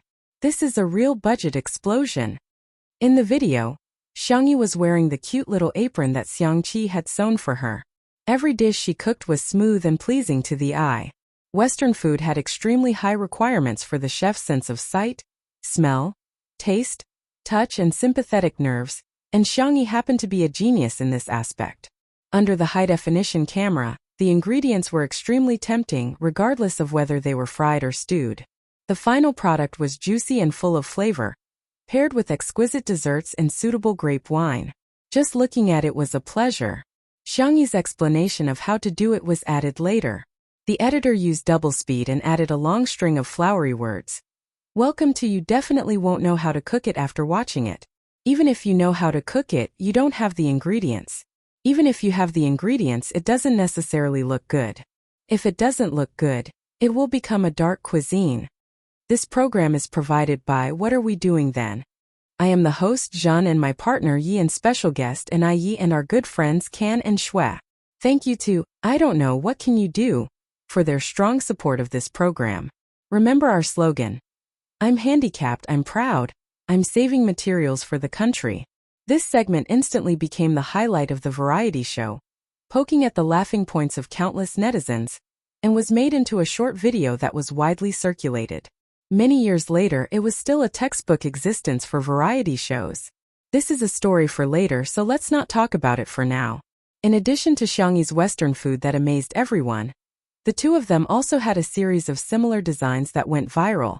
Shui and Xiangyi were wearing a series of handmade, custom-made couple outfits that were designed by Xiangqi and completed with the help of his studio. The price was not cheap, but the stock in the physical stores, official websites, and online stores were all sold out in less than an hour after the program was broadcast. In addition, sports shoes, belts, bags, kitchen utensils, and other similar designs all became popular worldwide. Chapter 1041. On this day, the public once again witnessed Shui and Xiangyi's ability to promote products. It was simply terrifying. Some netizens also noticed that the clothes, shoes, bags, and daily necessities of the two were basically all made in China, except for those designed by Hades. Initially, everyone thought that since Xiangyi had promoted products for many local brands before, those brands should have sponsored two under one roof. However, the local brands soon released statements one after another. Thank you Shui Xiangyi for promoting our local brand of mint toothpaste for free. It's not easy to make a local product, and we'll remember the warmth of today's event. We're donating 1 million yuan to charity, and hope that this warmth can be passed on. Congratulations to the travel segment of Two Under One Roof. At the same time, thank you Shui Xiangyi for supporting our sunscreen umbrellas. Now our sunscreen umbrellas are not only made in China, they're created by China. Thank you for letting more people know about our sunscreen umbrellas. Today we're donating 990,000 yuan to charity, and we hope that your love will last forever. Thank you Shui Xiangyi for advertising how Jejia's kitchenware on the show. Thank you. The words of gratitude and donations converged into a torrent of public opinion. The impact of negative impressions was profound. Xiangyi had once been criticized by the entire internet, but now everyone was tearing down her label one by one. The most eye-catching thing was the interaction between Shui and Xiangyi. The way the two of them got along with each other was not spectacular. On the contrary, it could be described as plain and ordinary. However, before going out, Shui would check the weather in F-City and specially bring a sunscreen umbrella and an umbrella for Xiangyi. When Xiangyi cooked, she would also seriously consider Shui's taste, and would cook Shui's favorite foods and flavors for every meal. When the two of them went shopping, Shui would take the initiative to carry their bags, and Xiangyi would also feed him drinks. There would also be many small surprises. For example, when they were rowing, Shui magically pulled out a small bouquet of flowers from behind her back. Another example was when they went to the haunted house at the theme park and Xiangyi gave him a rabbit doll that she sewed herself. In short, it was all in one word. In just one episode, the amount of dog food and the sweetness of the sugar sprinkled made the majority of netizens sigh with emotion. The best love Shui Xiangyi. The untimely couple fans even expressed with tears in their eyes that they could die without regrets. However, at the end of the first issue there was a suspense. The editing used the form of switching back and forth. Xiangyi angrily threw the spoon away. Whoever made it will make it. Anyway, I can't cook. Shui pushed up her glasses coldly. I've never liked anyone. Please don't flatter yourself. The audience. Where? Was this what the production team was doing? Even web authors aren't as slow as you guys. Why was little Sweet Biscuit being abused? The netizens flocked to Li Jianyu's Weibo and flooded his comment section with friendly greetings. Li Jianyu replied, "The next episode will be at 2000 hours next Saturday night. Be there or be square dog head." The netizens. At the same time, Xiangyi and Shui had just finished filming the 4th episode when they happened to run into Fujian, who was filming nearby, as well as Zhang Juzhou, who was holding Fujian's arm and blushing slightly. "Ahem, long time no see." Fujian smiled foolishly and said, "I've been with her for so long and I didn't expect the two of us to become a couple. This must be fate." Xiangyi and Shui looked at each other and smiled. Chapter 1042. After chatting for a while, the topic naturally turned to the official announcement. Fujian said, "I definitely have to make an official announcement. Now, as long as Juzhou agrees, I'll post it on Weibo immediately." He was an actor, not an idol, so the impact of the official announcement would be relatively small. However, there would definitely be an impact. After all, although he was famous for being a silly comedian, he still had some female fans. Shui asked, "What did your management company say?" Fu Jian said miserably, "They're pressuring me and it's hard for me to resist now. At most, I'll just go all out." Zhang Juzhou looked down and said, "It's okay with me, your career is more important." "Juzhou, I'm sorry, I'm not capable enough." "Okay. It's not a secret marriage anyway. Besides, it's quite exciting to be in a relationship secretly. I swear, I'll make it up to you in the future. You must have what other kids have." Seeing that the two of them were acting out a bitter drama with reddened eyes, Xiangyi put a hand on her forehead and reminded them. Did you guys forget something very important? If I remember correctly, Fu Jian mentioned previously that his contract with the management company is about to expire." "Yes," Fu Jian said with a dumbfounded expression, "but I'm not very popular now and no management company has come to poach me. Those who have come to me have harsher conditions than this one. They'll ban me immediately if I'm in a relationship." Shui couldn't help but laugh and look at Xiangyi. Xiangyi also pointed at herself. Fu Jian asked foolishly, "Sister E, what's wrong? Are you feeling unwell? Why are you blinking at me so many times?" Zhang Juzhou asked worriedly, "E, are you sick? They say that doctors don't treat themselves. Why don't I take you to the hospital for a checkup? Nothing is more important than your health." Xiangyi said, "I just want to remind you that I, Xiangyi, am the CEO of Tomato Entertainment." Fu Jian and Zhang Juzhou were stunned and had yet to react. Xiangyi sighed helplessly and said, "Yes, Fu Jian, it means that you can call me boss." Fu Jian was speechless. "Huh, that's right. I can sign with Sister Yi's company and work for you." Zhang Juzhou also reacted and exclaimed, "E, I want to be your sister for the rest of my life." After settling the contract issue, Xiangyi started to think, could it be that falling in love would really cause one's IQ to drop? She hurriedly went online and found a set of college entrance examination math questions that were said to be the most difficult in the country. 148 points. The girl muttered in a low voice, Good, he's not too stupid. After all, second brother always got full marks." Fu Jian and Zhang Juzhou were speechless. Are we too bad at studying? Why can't I even understand the questions? Shui came in with afternoon tea. Seeing the little girl writing and drawing with a tablet and pencil, she came over curiously and asked, "What are you playing?" Xiangyi said casually, "Do you want to give it a try?" Fu Jian quickly stopped him. "Don't. This question is too difficult. After all, Shuringdi has never been to university." Zhang Juzhou elbowed him and said, "He just didn't go to university. He was the top scorer in science for the college entrance examination, okay?" Fu Jian muttered, "Shuringdi has been away from the college entrance examination for more than 10 years. He must have long forgotten all his high school knowledge. She thinks I'm lousy? She thinks I'm old?" Shui smiled and said, "Shall I give it a try?" Xiangyi pushed the tablet to him. Half an hour later, Xiangyi changed the score of the answers. "How many points?" Zhang Juzhou leaned over and exclaimed, "Wow, 150 points. Fu Jian was flabbergasted. "It turns out that I'm the clown." Chapter 1043. "Maybe it's because this set of papers is relatively easy," Shui said in a warm voice. Fu Jian struggled and said, Yes, it might be the capital questions." Zhang Juzhou's words shattered his hopes. "Wake up, this is the Suchin questions, one of the most difficult math papers in the country." Fu Jian was speechless. "Good, I can die with a smile." Smiley face. 3 days later, Fu Jian officially terminated his contract with his agency and signed a contract with Tomato Entertainment on the same day. Tomato Entertainment. Welcome actor Fu Jian to join our family. The artistes under Tomato Entertainment congratulated him one after another. SEA 7 Zhangchun. Hello brother Fu. Lin Jia. Hello brother Fu. Molly. Nice to meet you in the future. The most eye-catching thing was, Ronghuai welcome. Ronghuai? Is that Ronghuai who once appeared on The Small Cut? Everyone clicked on Ronghuai's identity verification and was shocked. Tomato Entertainment has signed a contract with Tomato Entertainment, a freshman at the Capitol Film Academy. Little Wolf Cub is impressive. He actually got admitted to the Capitol Film Academy?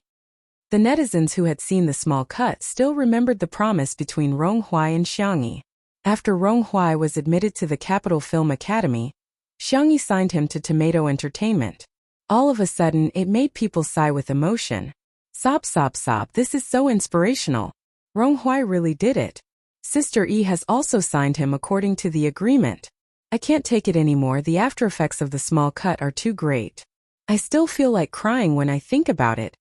However, there were also people who raised doubts and even went to Xiangyi's Weibo to question her. Are you there?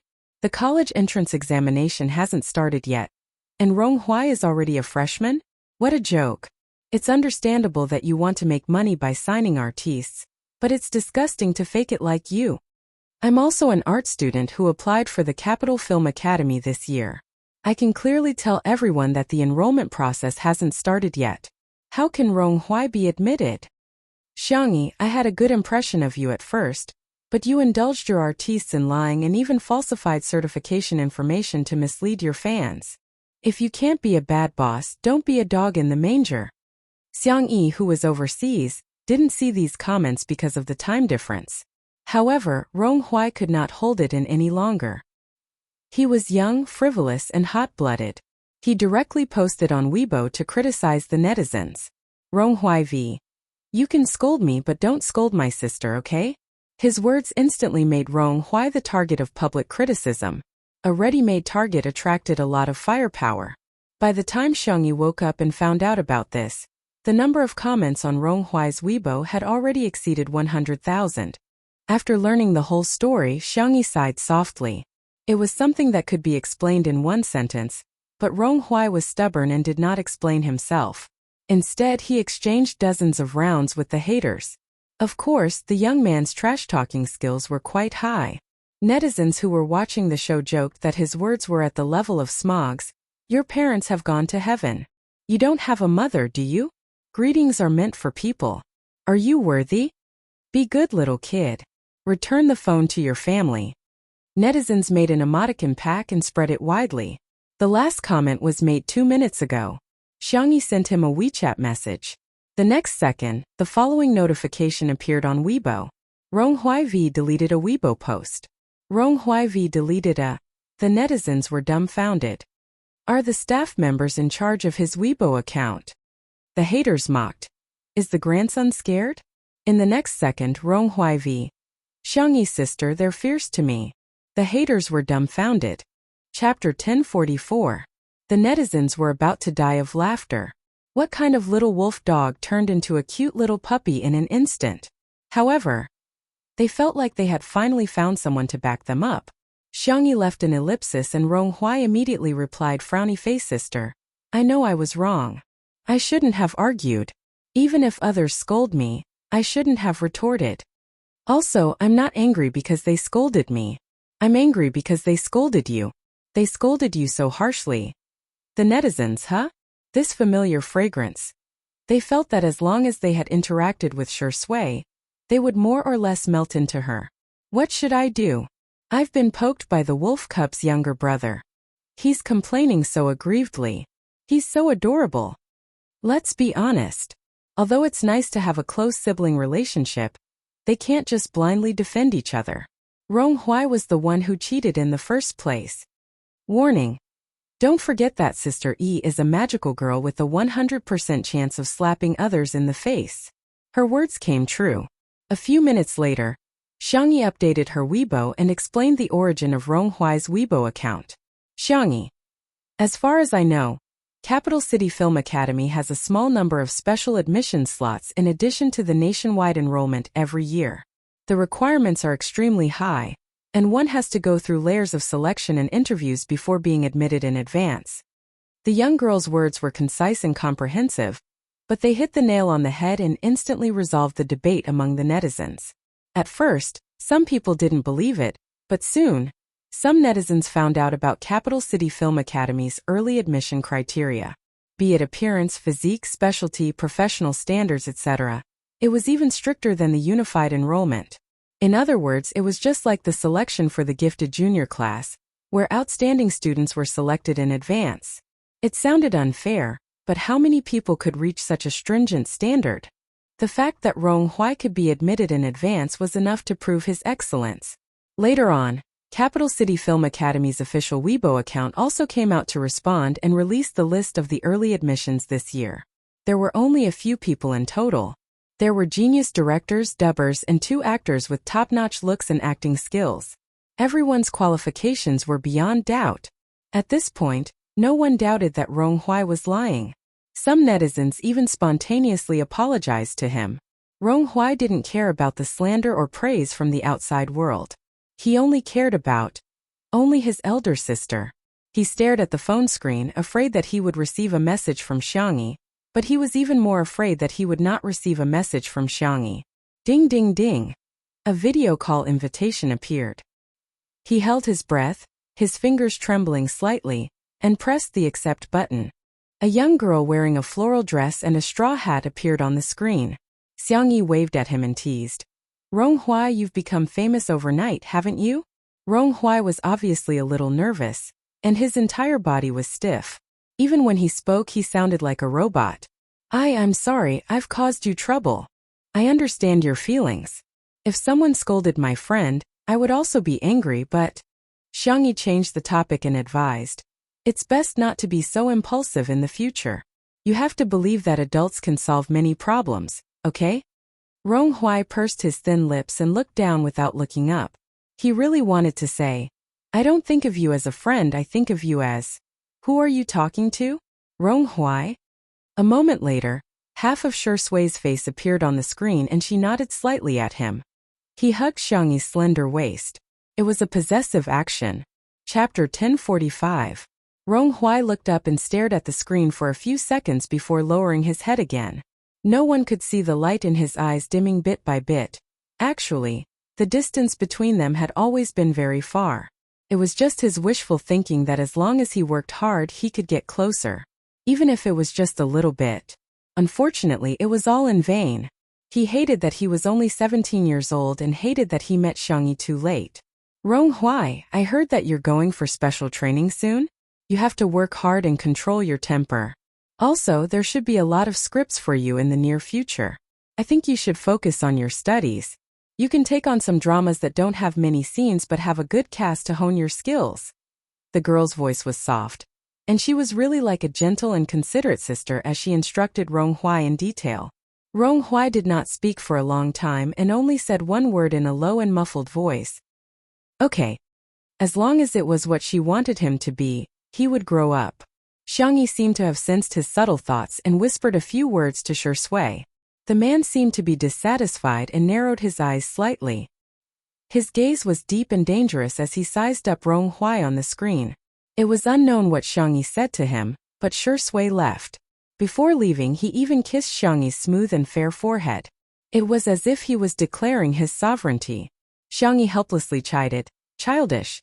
Those 2 words instantly caused Rong Hui's world to be in chaos. No matter what, Xiangyi would never say that to him in such a tone. Even an outstanding, mature, steady, and successful man like Shi Sui would occasionally find him childish, let alone him. Rong Hui was extremely dejected and listless, unable to cheer up. Until Xiangyi's gentle voice fell into his ears. Rong Hui, there's someone I like. She did not ask if he liked her, nor did she say that she did not like him. She was gentle, polite, and good-looking. Yet, she kept him at arm's length. Rong Hui said hoarsely, I know. Xiangyi, I want to share my view of love with you. It may not be correct, and it may not be suitable for you. Just listen to it as a reference. Before you like someone, you have to like yourself first. No one is more important than yourself. For the person I love, I can give, I can sacrifice, I can give everything I have. But there is one thing. You don't live for Te, you live for yourself. The video call ended. It had been a long time. Rong Hui replayed the conversation over and over again. He secretly turned on the screen recording function of his cell phone.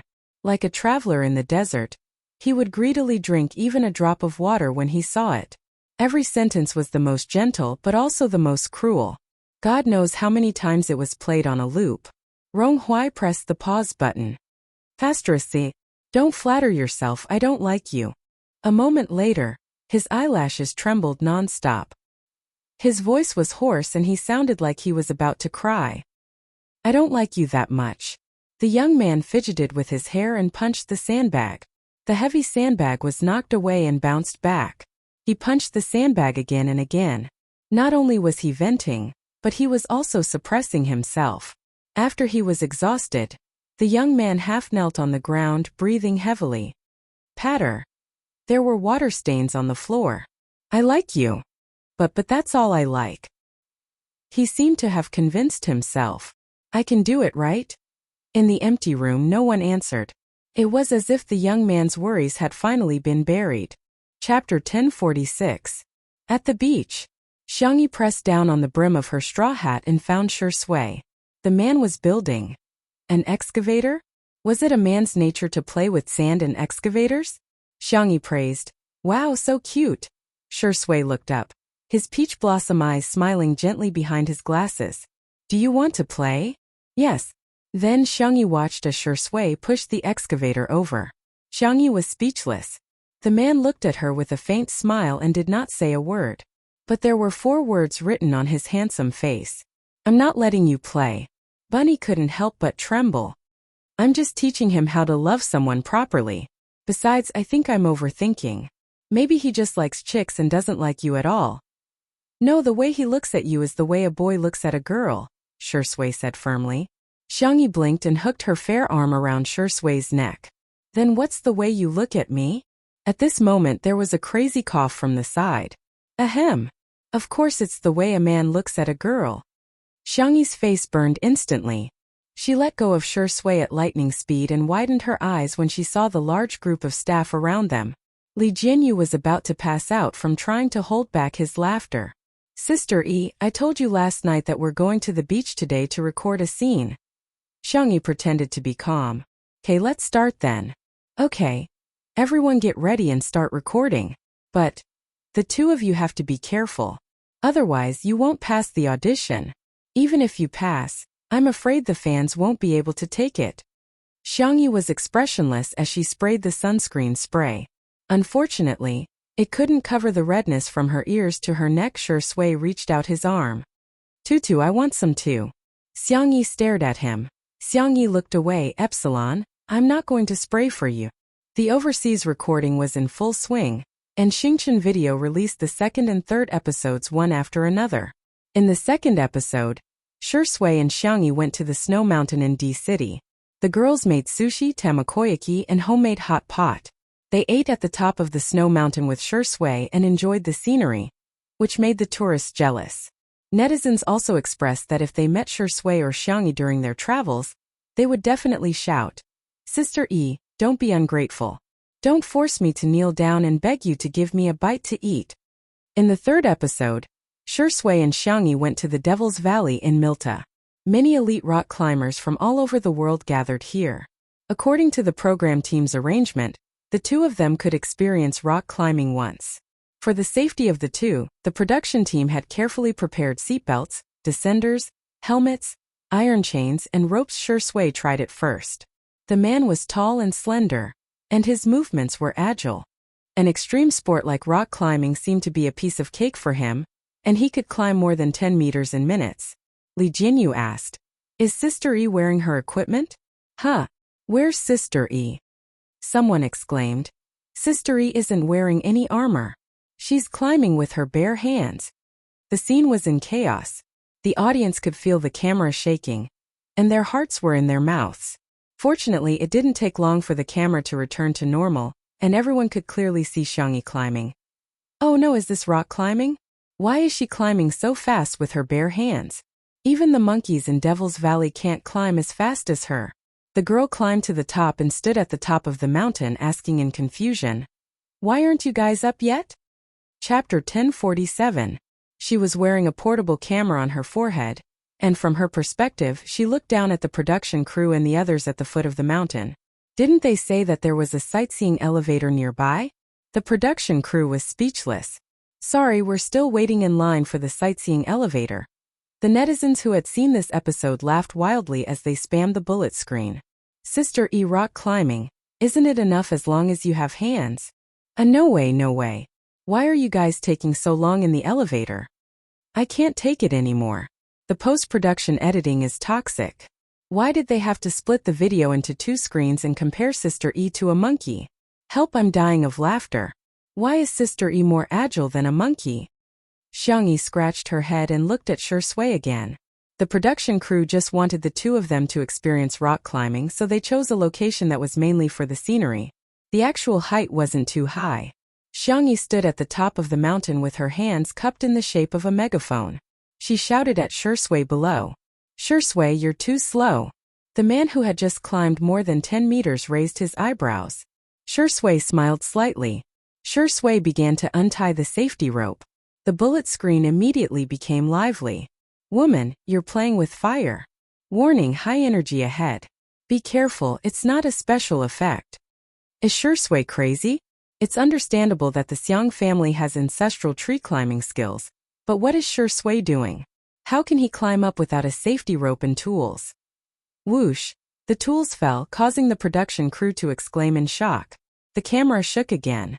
Obviously, the cameraman was frightened. Li Jinyu was so anxious that he even held the megaphone and shouted, "Safety first. We're just recording a short video, there's no need for that." However, something shocking happened. Shui, who was climbing barehanded, was actually faster than with tools. The man used both hands and feet to climb up the uneven rocks like an agile and powerful cheetah in the jungle. It was as if he was leisurely strolling in the jungle and patrolling his territory. The production crew was speechless. Li Jinyu looked sullen. This, forget it, remember to mark this part with the words dangerous operation. Do not imitate in the post-production. Later, he mischievously typed 2 words on the screen. Okay, then it was written in red and bold, as if it was a small advertisement on the street, filling the entire screen. Dangerous, dangerous, F***king. Please, do not imitate. Netizens complained in the bullet screen. Is this something I can imitate just because I want to? F***ck. I love Shuringdi's stamina. I thought he was weak, but I didn't expect him to be as fast as Sister E when it comes to rock climbing. Ah, look at the muscular lines on his forearms, the hem of his shirt fluttering in the wind, that inverted triangular figure. He's so boyish. A moment later, Shui climbed to the top of the mountain and stood side by side with Xiangyi. The camera they were wearing didn't have high resolution, and the blue light was blurry. However, Shui's smile was still very attractive. Slow. The audience. A car, it's a car. Xiangyi was completely unaware of the approaching danger. It's all right. Just all right? Shui asked with an ambiguous meaning. Xiangyi thought he was asking about the climbing speed, so she said frankly, "It's all right, my big brother is better than you. His climbing speed with his bare hands is twice as fast as yours just now." Shui sneered. The girl looked down curiously. Why aren't they here yet? The production crew. Because we just got on the sightseeing elevator. The post-production caption was full of tears. Monkeys can't compare to you two, but we can't compare to monkeys. Chapter 1048. Amidst the laughter of the audience, the episode ended. The ratings for the travel section on Demi's website were also getting higher and higher. On Demi's website, the maximum score was 10 points. 1 to 4 points was the worst of the worst. 5 to 7 points belonged to the average level. 8 points and above could be said to be a work of praise. The rating for the travel section of 2 Under One Roof had reached an astonishing 9 points. In other words, it was a masterpiece in the eyes of the netizens who participated in the ratings. Relatively speaking, the ratings for movies were stricter while the ratings for variety shows were relatively lax. Even so, 9 points was enough to shock the industry. The highest score for a variety show in the country was 9. 5 points for 2 Under One Roof. In a sense, the travel section could be considered a sequel as it also got 9 points. It was enough to show how much the audience liked it. Some industry insiders predicted that after the travel section ended, it would probably get a score of 9, 2 or 9, 3. In that case, it was equivalent to Li Jinyu creating another legend. Next, the travel section continued to be updated at a steady pace, with high quality and lots of laughs. The number of clicks repeatedly broke records. Shui and Xiangyi went to the desert, the grassland, the seaside, and the rainforest. The mode was still travel and food. Every time they went to a place, Xiangyi would cook according to the local ingredients. With the broadcast of the overseas version, the travel section could be said to have set off a global tourism craze. Countless netizens would check out the scenic spots that the two of them had visited. The two of them had the same outfits, the same food, the same pose, and so on, which were imitated by people all over the world. In the blink of an eye, it had been 6 days since the 9th episode was broadcast. On this day, a large number of netizens were squatting on Xingchen Video, waiting for the last episode to be broadcasted. The hour hand moved to 7:50 p.m. There were 2 earlier updates, which were released at around 7:50 p.m. Hence, the netizens were used to refreshing the page at 7:50 p.m. They might be able to watch it a few minutes earlier. However, this time what the netizens refreshed was not a video. Instead, it was a link to the live stream. The netizens were dumbfounded. Everyone clicked on it and there was a heated discussion in the comments section. What's going on? Isn't the travel section a recorded broadcast? Why is it a live stream? Did something go wrong? Could it be that the show hasn't been produced yet and they're going to cancel it today, so they're doing a live stream? Just as everyone was discussing, the name of the live stream changed to Frowny Face Welcome to the live broadcast of Mr. Shui and Ms. Xiangyi's wedding. The live stream seemed to lag, and no one spoke for a long time. A few seconds later, the live broadcast room exploded. Wedding. Live broadcast marriage. This must be fake. How is this possible? Meanwhile, on a small island, it was still daytime because of the time difference. In the dressing room, good boy, Zhang Juzhou, Sutumi, and Mo Feifei, and other Xiangyi's close friends were all there, all dressed in pink bridesmaid outfits. In the middle of the crowd, Xiangyi looked up. Her delicate and fair face looked even more radiant after the bridal makeup. Sorry, can I have a word with you alone? Nan stammered. Zhang Juzhou pursed her lips and said, hurry up then, the wedding is going to start soon and it's going to be live-streamed. Okay. The 3 bridesmaids left. Nan, who was wearing the best man's outfit, spoke incoherently. I've been confessed to. No, I have a friend who has been confessed to. Chapter 1049. Meow. A furry little head popped out from behind Xiangyi. Xiao Naofu took the first plane ride in its cat life. Oh no, tiger life. It was dizzy for a long time and had been sleeping beside Xiangyi for most of the day. But when it heard the gossip, it was no longer sleepy. Nan didn't know that Xiao Naofu could understand human language, so he poured his heart out to Xiangyi in front of it. It's just that, Mr. C. Ahem, not me, it's my friend. No, it's not Mr. C. It's my friend A who confessed to my friend B. Yeah, that's it. Xiangyi had been putting on bridal makeup and hair for a few hours, so she was a little lazy at first. But when she heard Nan's big news, her gaze immediately became the same as Xiao Naofu's. 1 person and 1 cat stared straight at Nan. Oh, I see. Back to half an hour ago. Nan received a video call from Old Master C. After a few sentences, Old Master C began to reprimand him. Why are you fooling around outside every day? How can being a manager be a proper profession? Everything is inferior, but studying is the best. Among all studies, the best is to study medical books and become a doctor. Nan felt wronged. Grandpa, I'm dizzy with blood, needles, and internal organs. I can't bear to read medical books, I get a headache just by looking at them. I really don't have the talent. Nonsense. Your parents are both medical students from famous universities. Why can't you do it? Your parents are so outstanding, so you must be outstanding too. Nan opened his mouth, feeling somewhat helpless. Why was he daddy and mommy's child? In fact, he wanted his parents to have a smart, outstanding, and brave child more than anyone else. Not someone like him, stupid, mediocre, and cowardly. He also wanted to tell Grandpa that the best parents in the world could give birth to smart children, but they could also give birth to stupid children like him. However, he didn't dare to say it and Grandpa never gave him the chance to. Nan lowered his head and listened obediently to Old Master C's lecture. After criticizing for more than 10 minutes, Old Master C's mouth was dry, so he picked up the teacup and drank some water to moisten his throat. Nan heaved a sigh of relief.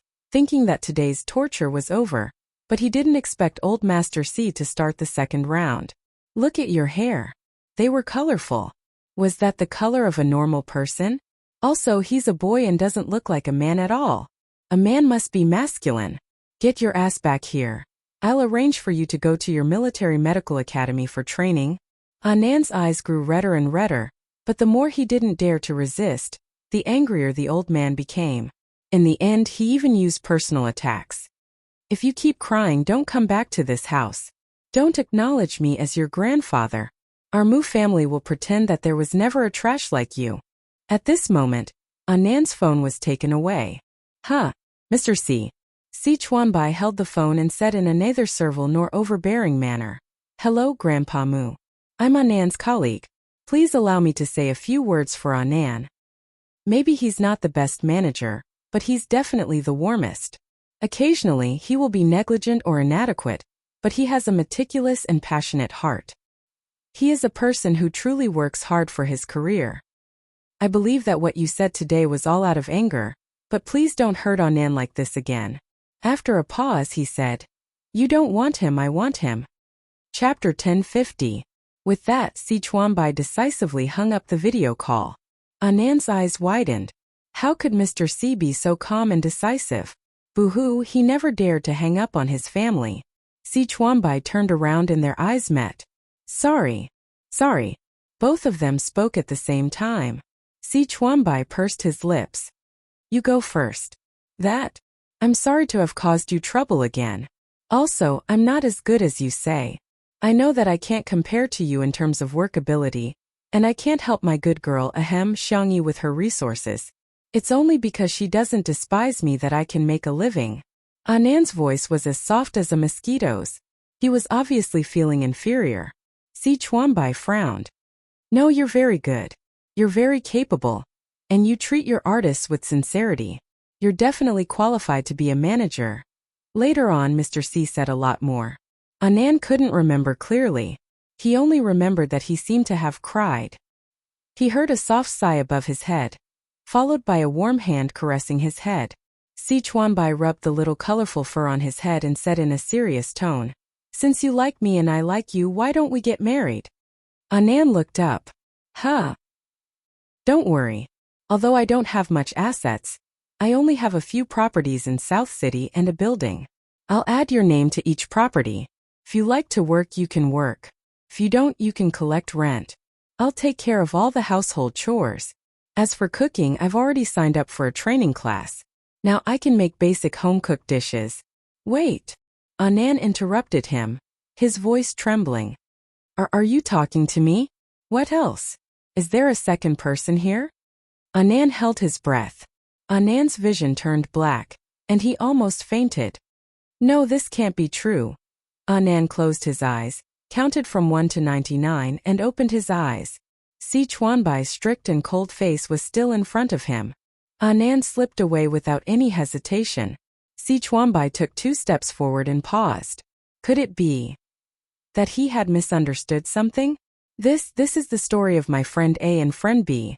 Anand braced himself and finished the story. Xiangyi hugged Xiao Naofu, and the cat and human nodded in unison. Hey, I understand.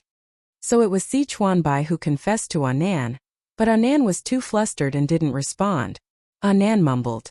Then do you think my friend A and friend B should be together? Xiangyi said with a smile. That depends on you. Did little darling discover something? It depends on how you persuade your friend.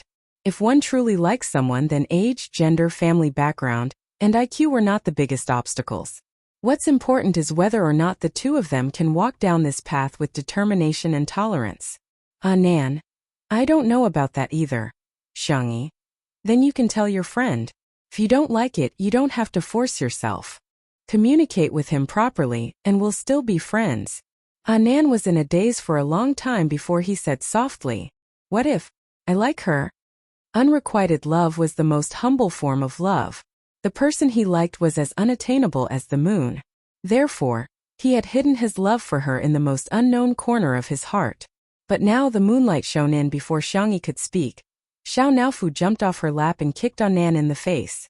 Hurry up and be with this hoo-hoo, meow. Anand woke up from his dream and ran out without looking back. He wanted to climb up that ray of light and land on the one and only moon in this world. P.S. See, Nan's story can't be written anymore. There are quite a lot of restrictions now, so let's just assume that the two people in the story are happy and fulfilled. Good night. Chapter 1051. Looking at Anand stumbling but running forward without hesitation, Xiangyi's eyes curved into crescents. They were a perfect couple.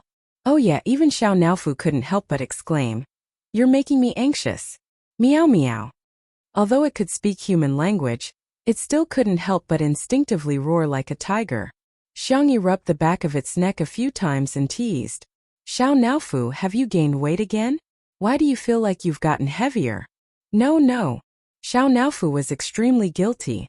It just ate an extra can of cat food, 2 bowls of cat food, and some dried fish every day. Besides, little white tiger was the one who fed it, not the other way around. It was as good as not eating at all. Stupid woman, you're really bad at math. Really? Xiangyi was very puzzled. Ever since she and Shui started filming the show, they had entrusted Xiao Naofu to Xiangyi's grandfather. According to Xiangyi's grandfather, Xiao Naofu's appetite seemed to be quite normal. But why did it become as fat as 2 cats? Its V-shaped face turned into a small round face, then an oval face. Could it be? Xiangyi squinted. Someone fed you? Xiao Naofu's fur immediately stood on end. Lord Huhu didn't feed me. They looked at each other. Xiao Naofu pretended to be innocent. Meow meow. It didn't say anything. It was just an ordinary and mediocre kitten. At this moment, there was a fluctuation in the air. Xiangyi looked over sharply. What came into view was a pink paw pad. As she wanted to pinch it, the little white tiger dug out a hole and exasperatedly said, "Stupid, stupid, stupid. So stupid. You're giving me face just like that. Stupid cat. Fat cat." Xiao Naofu said aggrievedly, "I'm not a cat, I'm a big brain a Humph I am. Me too. Look at that ignorant face of yours. Now I will let you see this Huhu's true body. What is a real brain? Big old axe. Cough, big tiger." The little white tiger cursed in its heart. It was all because of that stupid rabbit and this stupid cat. Both of them had distorted its pure accent. Xiangyi was also a little curious. What did the little white tiger look like? However, he remained vigilant. The little white tiger sensed it and muttered, "Stupid woman." Its body suddenly enlarged and expanded in the air. Shua. A white tiger with a snow-white body appeared. Its fur was soft and lustrous, and it danced without any wind. It was majestic and awe-inspiring with a hint of sacred aura. When he opened his mouth again, even his voice had changed from a childish one to a deep and powerful one. "Fat cat, do you know how powerful this Huhu is now?"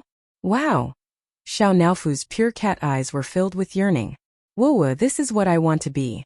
Xiangyi felt a sharp pain in the depths of her brain, and her face turned slightly pale. Fortunately, her willpower was astonishing, and she didn't show any abnormalities. The sharp pain lasted for about a few seconds, and a few blurry images flashed past like incomplete fragments. However, among those fragments, the figure of the white tiger gnawing on a carrot appeared. Pudgy! The white tiger in the air shook and shrank back to its original size like a deflated balloon. It looked at Xiangyi in shock. How could it be her? Could it be that this is the price Lord Shui had to pay